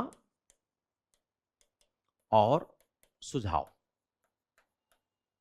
तो चुनौतियां आपको पहले से पता है, भारत पाकिस्तान और चीन के साथ में संघर्षरत है, तो वो चुनौती है। आतंकवाद एक चुनौती है। हमारे लिए कनेक्टिविटी डायरेक्ट ना होना एक चुनौती है। जो अभी थोड़ी देर पहले हमने कार्स कंट्री का एक सवाल बना था, वही चैलेंजेस यहां पर भी आ जाएंगे, तो वो भी एक चुनौती हो जाती है। और इन्हीं को दूर करने के लिए हमें सुझाव देना है। सुझाव यही रहेगा कि हमें सॉफ्ट पावर डिप्लोमेसी को बढ़ाना है। आसान सा आंसर है। तो इस तरीके से आप यह आंसर कर सकते हैं। ठीक, अब बात करते हैं हम एक और सवाल पर।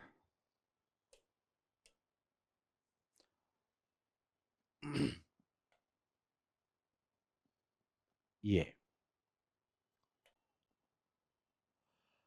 भारतीय प्रवासियों ने पश्चिम में नई ऊंचाइयों को छुआ है। बहुत बढ़िया। इसका मतलब समझ गए आप कि हमारे जो डायस्पोरा है वो पश्चिमी देशों में बहुत अच्छी तरक्की कर रहा है। भारतीय प्रवासियों ने पश्चिम में नई ऊंचाइयों को छुआ है। भारत के लिए इसके आर्थिक और राजनीतिक लाभों का वर्णन किया। सीधा सीधा सा सवाल है बिल्कुल। तो सबसे पहले आपको यहां पर बता देना है कि इंडियन डायस्पोरा की पश्चिम में भूमिका क्या है। डायस्पोरा का थोड़ा परिचय देते हुए प्रारूप कर दूं, फॉर्मेट, उत्तर प्रारूप। यहां पर डायस्पोरा का, भारतीय डायस्पोरा का परिचय दीजिए थोड़ा। डायस्पोरा का परिचय एक, फिर पश्चिम में भारतीय डायस्पोरा की भूमिका में, डायस्पोरा की भूमिका, ये आप बता दीजिए कि क्या क्या योगदान दिया है, क्या क्या काम किया है। और फिर तीसरे नंबर पर आप क्या बताएंगे? आर्थिक और राजनीतिक लाभ। अब आप बता दीजिए कि ऐसा करने से भारत को लाभ क्या क्या हो रहा है, फिर भारत को प्राप्त होने वाले लाभ। लाभ, और लाभ में दो ही फोकस करना है आपको। कौन कौन से? एक तो आर्थिक लाभ और दूसरा राजनीतिक लाभ। ये भारत को लाभ है। फिर चुनौतियां और सुझाव देते हुए कंक्लूड कर दीजिए। एवं सुझाव के साथ निष्कर्ष।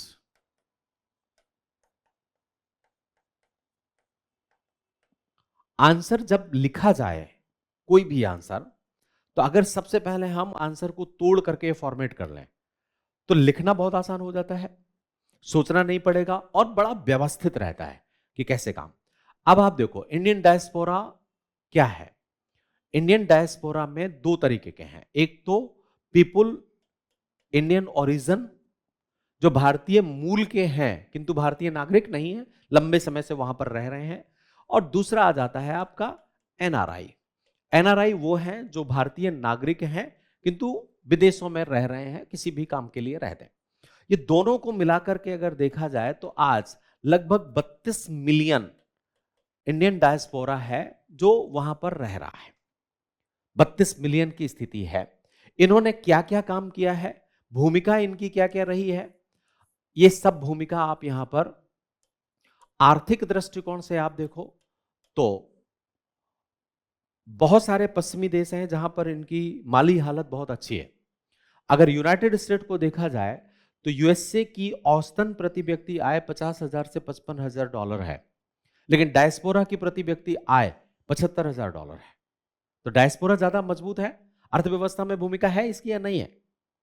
आर्थिक दृष्टिकोण से बहुत सारे बड़े बड़े काम इन्होंने किए हैं, बड़े बड़े जैसे सुंदर पिचाई को देख लीजिए आप, तो आर्थिक क्षेत्र में काम है।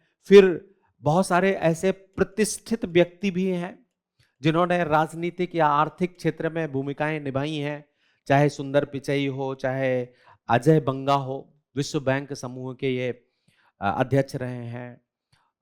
कमला हैरिस उपराष्ट्रपति रही हैं। लियो वराडकर ये आयरलैंड के प्रधानमंत्री रहे हैं।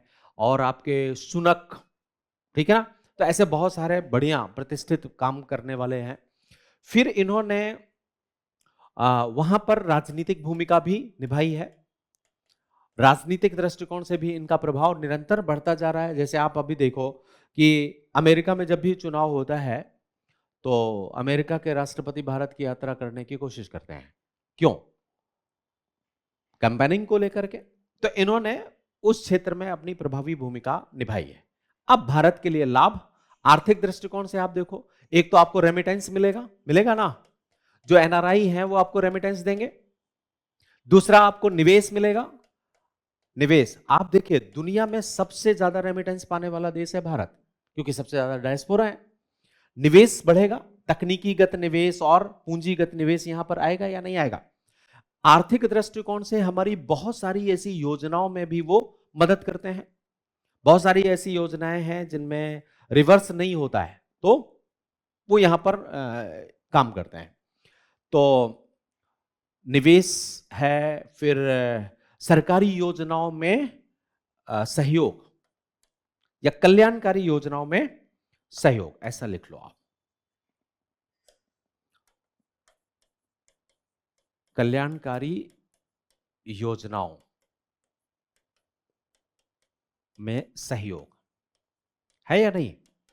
शिक्षा के क्षेत्र में है, खाद्यान्न के क्षेत्र में है, प्रधानमंत्री ग्राम सड़क योजना के क्षेत्र में इनका रहा है। रेमिटेंस को अगर आप देखिए तो सबसे ज्यादा रेमिटेंस है हमारा। वर्ष 2023-24 में 118.7 बिलियन अमेरिकी डॉलर का रेमिटेंस मिला है हमें। 118.7 बिलियन डॉलर का रेमिटेंस बहुत ज्यादा होता है, दुनिया में और किसी को नहीं मिलता, और ये निरंतर बढ़ता चला जा रहा है। सबसे ज्यादा रेमिटेंस हमें यूएसए और ब्रिटेन में रहने वाले अप्रवासी भारतीयों से मिलता है। तो ये है, ठीक। इंडियन डायस्पोरा रोजगार के लिए भी काम करता है, बहुत सारी कंपनियां यहां पर काम करती हैं, तो लोगों के लिए तो ये इकोनॉमिक बेनिफिट हो गया। इसके बाद और क्या क्या लिख सकते हैं? राजनीतिक देखना है आपको, तो मैंने आपको बताया कि कूटनीतिक प्रभाव इस समय बढ़ रहा है। बहुत सारे डायस्पोरा प्रभावी राजनीतिक पदों पर रहे हैं। अब वो अगर वहां पर प्रतिष्ठित पद में है तो वो उस देश का कूटनीति हमारे फेवर में रहेगी या नहीं, तो हमें एक कूटनीतिक लाभ मिलेगा। मान लीजिए कभी ऐसा इन्वॉल्वमेंट बनता है जो भारत के विरोध में पूरी दुनिया जा रही है, तो डायस्पोरा आपको रॉ के साथ काम करता है और रॉ के साथ मिलकर के एक पॉजिटिव एनवायरनमेंट बनाने का काम करता है। तो एक तो आपको राजनीतिक दृष्टिकोण से ये भारतीय कूटनीति के पक्ष में काम करेगा, कूटनीति के। दूसरा, ये हमारे लिए एक सॉफ्ट पावर के तौर पर काम करता है। सॉफ्ट पावर का ऐसे जैसे भारतीय संस्कृति का विस्तार करना है। अब मान लीजिए योगा को फैलाना है आपको, तो एनआरआई आपको योगा फैलाएगा। जो भी होना है दुनिया में वो सबका किस चीज से होना है? योगा से होना है। तो सॉफ्ट पावर का विस्तार करेगा, सॉफ्ट पावर का विस्तार करेगा। और क्या क्या बेनिफिट होंगे आपको? भारतीय पक्ष के एडवोकेसी करेगा, वकालत करेगा ना भारतीय पक्ष की, तो भारतीय पक्ष की वकालत करेगा, पक्ष की वकालत।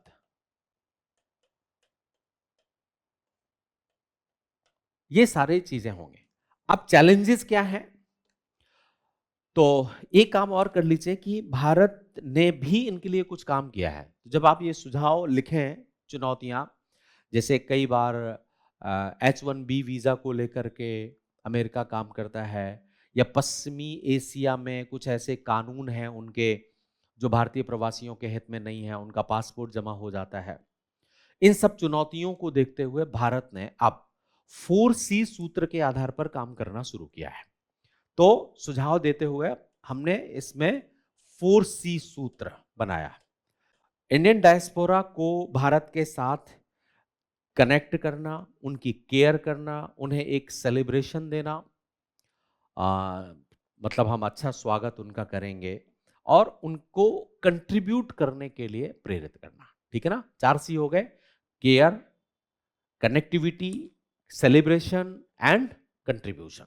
इसके आधार पर हम काम कर रहे हैं। ये सूत्र लिख करके आप इसको कंक्लूड कर दीजिए। ठीक है ना? भारत ने बहुत सारे अभी योजनाएं शुरू करी हैं इनको लेकर के, जैसे ई पासपोर्ट को हमने इजी कर दिया है 2025 में ही। OCI पोर्टल को हमने आधुनिकीकृत किया है। ई माइग्रेट पोर्टल बनाया है हमने। एक योजना शुरू की है 2024 में, प्रयास, जिसमें प्रयास का मतलब होता है कि project promotion regulation assistant migration for youth and skilled profession. जितने भी कौशल विकास हैं उनको मजबूत करने के लिए, स्किल डेवलपमेंट के लिए हमने जितने भी एनआरआई हैं जो बाहर जाकर के काम कर रहे हैं, उनका स्किल डेवलपमेंट के लिए प्रयास कार्यक्रम हमने शुरू किया। तो इसके बाद 2024 में एक अभियान शुरू किया था, चलो इंडिया। और चलो इंडिया करने से हमें टूरिज्म बढ़ेगा या नहीं, और उनके साथ हमारी कनेक्टिविटी बढ़ेगी। और क्या क्या किया हमने? वैभव फेलोशिप योजना शुरू की है हमने 2023 में। इसके बाद भारत विकास फाउंडेशन ऑफ ओवरसीज इंडिया, ये हमने किया है। तो ये सारे काम हमने इनको 4C सूत्र के आधार पर लाने का प्रयास किया है। ठीक? तो एक सवाल हमारा ये हो जाएगा। इसके बाद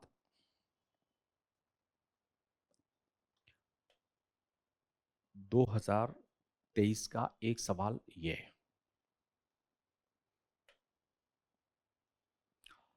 नाटो का विस्तार एवं सुदृढ़ीकरण और एक मजबूत अमेरिका यूरोप रणनीतिक साझेदारी भारत के लिए अच्छा काम करती है। ठीक, तो दो पार्ट में इसको, इस कथन के बारे में आपकी क्या राय है? अपने उत्तर के समर्थन में कारण और उदाहरण दीजिए। अब प्रश्न का प्रारूप आपको देखना है कि क्या है। सबसे पहले आप बताएंगे कि इस समय नाटो का विस्तार और उसका सुदृढ़ीकरण हो रहा है, प्लस ऐसी स्थिति में अमेरिका और यूरोप के बीच में रणनीतिक साझेदारी बढ़ रही है, क्योंकि प्रश्न का दो पार्ट है, नाटो का विस्तार एवं सुदृढ़ीकरण और अमेरिका यूरोप रणनीतिक साझेदारी। तो इन दोनों को आप एक्सप्लेन करते हुए आंसर को शुरू करिए। फिर दूसरे नंबर पर हमारा आंसर में लिखेंगे कि इस कथन के बारे में आपकी क्या राय है। उत्तर तो भारतीय परिप्रेक्ष्य भी शामिल होगा, करना होगा। भारत के लिए नाटो का विस्तार और सुदृढ़ीकरण या रणनीतिक एकीकरण किस तरीके से महत्वपूर्ण है। ठीक, फॉर्मेट कर देता हूं मैं आपको। तो सबसे पहले तीन पार्ट में हम इस उत्तर को लिखेंगे। उत्तर प्रारूप, पहले पार्ट में हम लिखेंगे नाटो का विस्तार एवं सुदृढ़ीकरण, नाटो का विस्तार एवं सुदृढ़ीकरण और रणनीतिक साझेदारी, अमेरिका और यूरोप के बीच में बढ़ रही रणनीतिक साझेदारी, यूएसए यूरोप के बीच बढ़ रही रणनीतिक साझेदारी।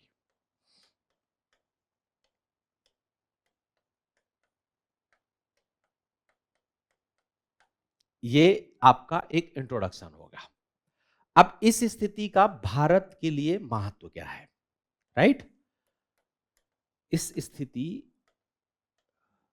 का भारत के लिए महत्व है, ये आप बता दीजिए। भारत को अगर नाटो सुदृढ़ होता है तो क्या इससे भारत को लाभ प्राप्त होगा या नहीं होगा, तो ये महत्व बता दें। और फिर ऐसी स्थिति से भारत के लिए चुनौतियां क्या उत्पन्न होंगी, स्थिति से भारत के लिए चुनौतियां।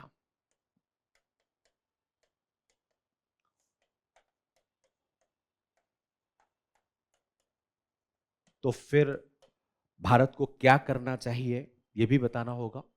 क्या हमें इनके साथ में जाना चाहिए, इनके साथ सहयोग स्थापित करना चाहिए या नहीं, तो आप थोड़ा सा सुझाव दे दीजिए। ऐसे आपके पास रहेगा ये।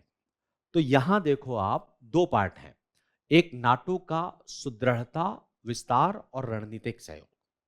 तो अभी देखिए कि विगत कुछ वर्षों से ही नाटो में आज 32 देश हो गए हैं।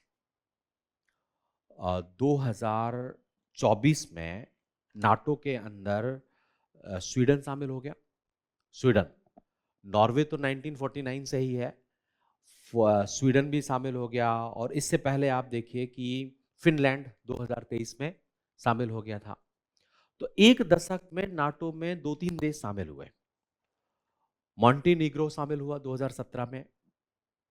तो कुल मिलाकर के इसमें इसका विस्तार दिखाई दे रहा है या नहीं, क्योंकि अब इसमें सदस्यों की संख्या कितनी हो गई, 32। ये बना था 12 देशों से, 12 देशों से बढ़ बढ़ करके आज इसकी संख्या 32 हो गई है। तो विकास तो दिखाई दे रहा है आपको। दूसरी तरफ अगर आप देखें रणनीतिक साझेदारी, तो रूस यूक्रेन युद्ध चल रहा है। रूस यूक्रेन युद्ध में यूक्रेन भले ही नाटो का सदस्य नहीं है, लेकिन नाटो के सभी देश अप्रत्यक्ष तौर पर रूस यूक्रेन की मदद कर रहे हैं या नहीं कर रहे हैं। तो रणनीतिक ऑपरेशन बढ़ रहा है। अब बात आती है कि ये एक कंसोलिडेशन की तरफ जा रहा है और भारत को भी ये ऑफर कर रहा है कि भारत नाटो का सदस्य बन जाए या नाटो का बाहरी सदस्य बन जाए। नाटो के विस्तार के लिए एक उन्होंने और काम किया है, नाटो +5 जिसमें एशिया के देश शामिल हो गए हैं, जैसे साउथ कोरिया है, जैसे कि ऑस्ट्रेलिया है, न्यूजीलैंड है, जापान है, ये नाटो +5 के सदस्य बन गए। अब वो क्या चाह रहा है कि भारत भी नाटो प्लस में शामिल हो जाए। अगर हम नाटो प्लस में शामिल होते हैं तो क्या हमें कोई फायदा मिलेगा? यहां पर आप उन फायदों को बता दीजिए। जैसे अगर आप नाटो प्लस में जाते हैं तो चीन को संतुलित करने के लिए आपको आसानी होगी या नहीं? क्योंकि फिर आपके साथ में सभी के सभी देश नाटो के वो सहयोग करना शुरू कर देंगे। आज भी देखिए कि हम चीन को संतुलित करने के लिए जितने भी ऑर्गेनाइजेशन बनाए गए हैं उनके साथ तो सहयोग स्थापित कर ही रहे हैं ना, चाहे क्वाड हो, चाहे ऑकस हो, चाहे आईपीईएफ हो, इनके साथ सहयोग है। तो चीन को काउंटर करने के लिए या चीन की रणनीतियों को संतुलित करने के लिए हमारे लिए एक अच्छी स्थिति रहेगी। दूसरी बात, डिफेंस सेक्टर में नाटो मजबूत है और नाटो ऐसी सुरक्षा संगठन है जिस पर एक पर किया गया हमला सब पर हमला माना जाएगा। तो अगर हम भी शामिल हो जाते हैं उस पर तो हमें रक्षा क्षेत्र में मदद मिलेगी या नहीं मिलेगी? रक्षा। फिर चीन और पाकिस्तान हमारे ऊपर आक्रमण करने का सोचेंगे? नहीं सोचेंगे। क्षेत्रीय स्थिरता भी बढ़ेगी। यूरोपीय संघ में नाटो होने के कारण से यूरोप शांत रहा तो एक क्षेत्रीय स्थिरता भी आएगी। यहां पर फिर क्या चीन और पाकिस्तान हमारे ऊपर आक्रमण करने का मन बनाएंगे? नहीं बनाएंगे। तो दक्षिण एशिया में स्थायित्व बढ़ेगा क्योंकि बहुत सारे सदस्य हैं। और क्या क्या फायदा होगा? अब ये जितने भी सदस्य हैं तकनीकी स्ट्रांग है, डिफेंस टेक्नोलॉजी में स्ट्रांग है, तो हमें तकनीकी हस्तांतरण भी होगा या नहीं? है ना? तकनीकी हस्तांतरण में भी मदद मिलेगी। और क्या क्या हो सकता है? आपका इकोनॉमिक ट्रेड भी बढ़ेगा, सहयोग बढ़ेंगे तो आर्थिक व्यापार के आर्थिक अवसर भी हमें प्राप्त होंगे। अवसर, ये सब बेनिफिट होंगे हमें अगर हम कहां पहुंच जाते हैं? नाटो की सदस्यता स्वीकार कर लेते हैं। लेकिन अब बात आती है कि चलो ठीक है ये बेनिफिट मिलेंगे तो क्या ये ठीक रहेगा नाटो में शामिल होना? क्या आज के परिप्रेक्ष्य में नाटो में इन लाभों को प्राप्त करने के लिए सकारात्मकता है, पॉजिटिविटी है? तो कुछ दृष्टिकोण से देख सकते हैं कि जैसे अब नाटो जब बना था उस समय शीत युद्ध चल रहा था, आज तो कोई शीत युद्ध है नहीं। तो ऐसी स्थिति में जब कोई कॉन्फ्लिक्ट नहीं है तो शामिल हो सकते हैं, कोई बड़ी बात नहीं है, हो जाना चाहिए। अवरोध के दृष्टिकोण से इन सबको मिलेगा। लेकिन अगर आप शामिल हो जाते हैं तो इसमें बहुत सारी समस्याएं भी उत्पन्न होंगी। क्या फिर आप अपनी स्वायत्त रणनीति बना पाएंगे? चुनौतियां क्या होंगी? रणनीतिक स्वायत्तता कमजोर पड़ जाएगी या नहीं? है ना? रणनीतिक स्वायत्तता कमजोर पड़ जाएगी। क्यों? अभी जो आप रूस की आलोचना रूस यूक्रेन युद्ध में नहीं किया तब तो आपको करनी पड़ेगी। अभी जो भी आप अपना ओपिनियन रखते हैं और अगर आपका रणनीतिक स्वायत्तता समाप्त हो जाती है तो विकास कमजोर हो जाएगा, फिर एक पॉलिटिकल एस्टैब्लिशमेंट बना पाना मुश्किल हो जाएगा। दूसरी तरफ जो हमारा लक्ष्य है कि दुनिया बहुध्रुवीय बने, क्या अब हम बहुध्रुवीय लक्ष्य प्राप्त करने के लिए आगे बढ़ पाएंगे? नहीं हो पाएंगे। फिर तो पोलराइजेशन होना शुरू हो जाएगा। और अगर आप नाटो का सदस्य बनते हैं तो चीन, रसिया, पाकिस्तान ये सब भी कोई ना कोई ऐसा क्षेत्रीय संगठन बनाना शुरू कर देंगे और उस क्षेत्रीय संगठन का टारगेट एशिया रहेगा। तो बहुध्रुवीयता में समस्या उत्पन्न होगी, खत्म हो जाएगी। दूसरी बात, आज आपका रूस भी मित्र है, चीन भी आर्थिक दृष्टिकोण से मित्र है, तो रूस और चीन के साथ में संबंधों में नकारात्मकता आएगी या नहीं आएगी? आएगी। तो इससे चीन और रूस के साथ संबंधों में नकारात्मकता आएगी। यह भी एक बड़ी समस्या उत्पन्न होगी। तो ऐसी स्थिति में क्या हमें नाटो का सदस्य बनना चाहिए? अब एक और बात समझ लीजिए सुझाव देते हुए, चूंकि जितने भी नाटो के सदस्य हैं वो किसी ना किसी रूप में भारत के साथ जुड़े हुए हैं। जैसे आपका अमेरिका के साथ भी डिफेंस सेक्टर में कोऑपरेशन है, फ्रांस के साथ भी कोऑपरेशन है, जर्मनी के साथ भी है, जापान, सबके साथ है। तो जब कोऑपरेशन है ही और नाटो का सदस्य बन जाने से हमें समस्याओं का सामना करना पड़ सकता है, तो हम क्यों नाटो का सदस्य बने? अगर किसी व्यक्ति का नाम व्यक्ति है, वो उसका शकल में उसकी एक आंख नहीं है, तो काना हो गया वो। अब उसे अगर आप काना कहते तो खराब लगेगा, लगेगा कि नहीं लगेगा? तो फिर नाम क्या रख दिया जाए उसका? नयन सुख। ठीक रहेगा या नहीं रहेगा? अगर आपने उसको काना कहा तो खराब लगेगा। अब अगर सारे सहयोग हमारे हैं इनके साथ में, कोई प्रॉब्लम नहीं है, सिर्फ हम उसका सदस्य अगर औपचारिक तौर पर बन जाते हैं तो चीन और रूस को खराब लगेगा, तो हम क्यों बने औपचारिक सदस्य? ठीक बात है या नहीं? इसलिए सुझाव देते हुए हमें यह देखना है कि भारत को अपने एग्जिस्टेंस को बनाए रखने और अपनी स्वायत्तता को बनाए रखने के लिए अभी भी किसी भी सैन्य संगठन का सदस्य नहीं बनना चाहिए। क्लियर? और ऐसा करते हुए आप कंक्लूड कर दीजिए। सदस्यता बनने से हमें राजनीतिक स्वायत्तता हमारी कमजोर पड़ जाएगी। ठीक है ना? तो एक सवाल आपका ये हो गया।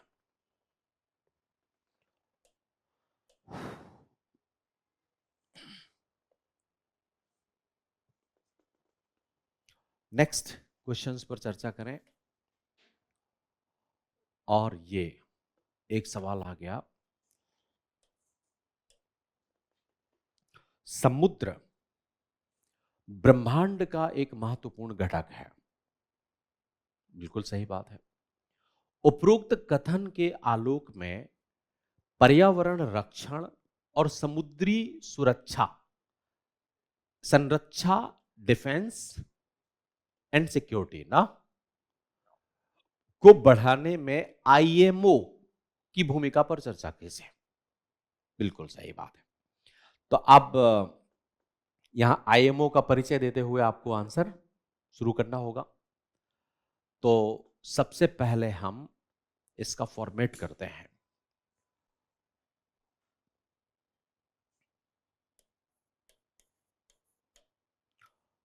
इसमें आप उत्तर लिखते समय आईएमओ का परिचय दीजिए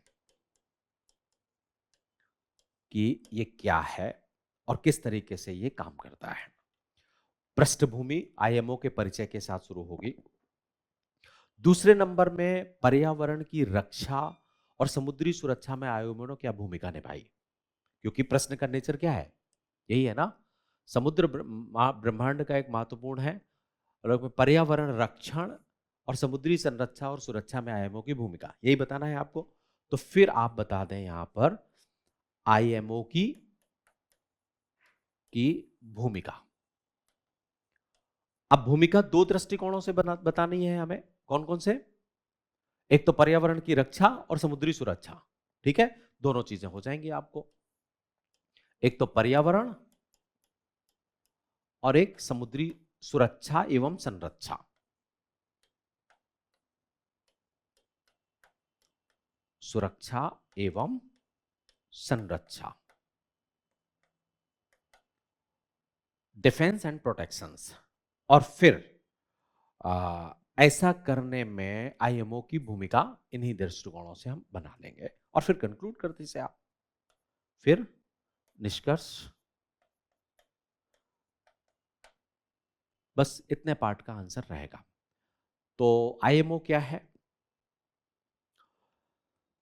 तो एक ऐसा संगठन है जो समुद्री क्षेत्रों में काम करने के लिए कि समुद्र किस तरीके से हो, समुद्री कानूनों को प्रभावित करने के लिए एक इंटरनेशनल मैरीटाइम ऑर्गेनाइजेशन हमने बनाया, जो बहुत सारी चीज़ों पर फोकस करता है, जैसे कि जलवायु है, हवा, पर्यटन, फिशिंग, इन सब क्षेत्रों पर काम करने के लिए एक यूनाइटेड नेशंस की एक एजेंसी है ये। और इसका काम है समुद्री संरक्षा, सुरक्षा, जो ट्रेड होता है, परिवहन होता है, इन सब की समुद्रिक स्थितियों पर देखरेख करता है। भारत ने वर्ष 2019 में आईएमओ का एक हांगकांग कन्वेंशन हुआ था, वहां पर ये बात रखी थी कि पोतों की आवाजाही के लिए एक सुरक्षित और पर्यावरण अनुकूल एनवायरनमेंट बनाने की आवश्यकता है। ये आपका कंक्लूजन हो जाए, इंट्रोडक्शन हो जाएगा आंसर का। और इसके बाद आप इसकी भूमिका लिख दीजिए, पर्यावरण की रक्षा में क्या क्या काम किया। तो एसडीजी लक्ष्य है ना, एसडीजी लक्ष्य निर्धारित किए गए, जिसमें बहुत सारे एसडीजी टारगेट हैं। क्या हुआ? एसडीजी टारगेट हैं, जैसे समुद्र को, एसडीजी टारगेट तो पता है ना, एसडीजी लक्ष्य उनको प्राप्त करना है जिसमें संधारणीय परिवहन है, जितना भी पृथ्वी के क्षेत्र में अपशिष्ट पदार्थ हैं वो समुद्र में बह करके नदियों के माध्यम से जाते हैं, उनको रोकना है। CO2 उत्सर्जन से संबंधित काम करना, ये सब पर्यावरण की सुरक्षा में काम आएगा। इसके बाद शिपिंग की गतिविधियों, शिपिंग जैसे आप जितना परिवहन करेंगे, आवागमन करेंगे, तो प्रदूषण बढ़ेगा या नहीं? उस प्रदूषण को रोकना, समय समय पर अंतर्राष्ट्रीय सम्मेलन आयोजित करना, ताकि कई बार ऐसा होता है कि शिपिंग से तेल फैल जाता है समुद्र में, तेल फैल जाएगा तो समुद्री जीव जंतुओं को नुकसान होगा। उन सब का देखरेख कौन करता है? ये आईएमओ करता है। डिफेंस के सेक्टर में भी आईएमओ का भूमिका रही है, जैसे कि समुद्री जंतुओं की रक्षा करने के लिए इसने समुद्र में जीवन की संरक्षा के लिए अंतर्राष्ट्रीय कन्वेंशन 1974 शुरू किया, वो चल रहा है। नाविकों, कई बार ऐसा होता है कि फिशरमैन चलते चलते और वो कोई समुद्री आपदा का शिकार हो जाते हैं, उनकी रक्षा करना, समुद्री लुटेरों का शिकार हो जाते हैं, तो सुरक्षा के दृष्टिकोण से भी अपनी भूमिका निभाता है। उन भूमिकाओं के बारे में आप चर्चा कर दीजिए और उसको कंक्लूड कर दीजिए। तो आजकल समुद्र का इंपॉर्टेंस बढ़ता चला जा रहा है और समुद्री गतिविधियां बढ़ रही हैं, राष्ट्र ब्लू इकोनॉमी की तरफ जा रहे हैं, समुद्र में सक्रियता बढ़ जाने के कारण से आईएमओ और ज्यादा महत्वपूर्ण होता चला जा रहा है। ये कंक्लूजन होगा। ठीक, छोटा सा सवाल आप इसको लिख लीजिए। तो ये सारे सवाल हो गए हमारे कब के? 2023 के। अब एक पार्ट और, थोड़ा सा ब्रेक ले लें, ब्रेक के बाद हम 2022 के सवाल कर लेते हैं। 4 सवाल पूछे जाते हैं आईआर में, और 4 सवाल अगर आपका अप्रोच अच्छा है तो बड़ा आसानी से आप कर सकते हैं।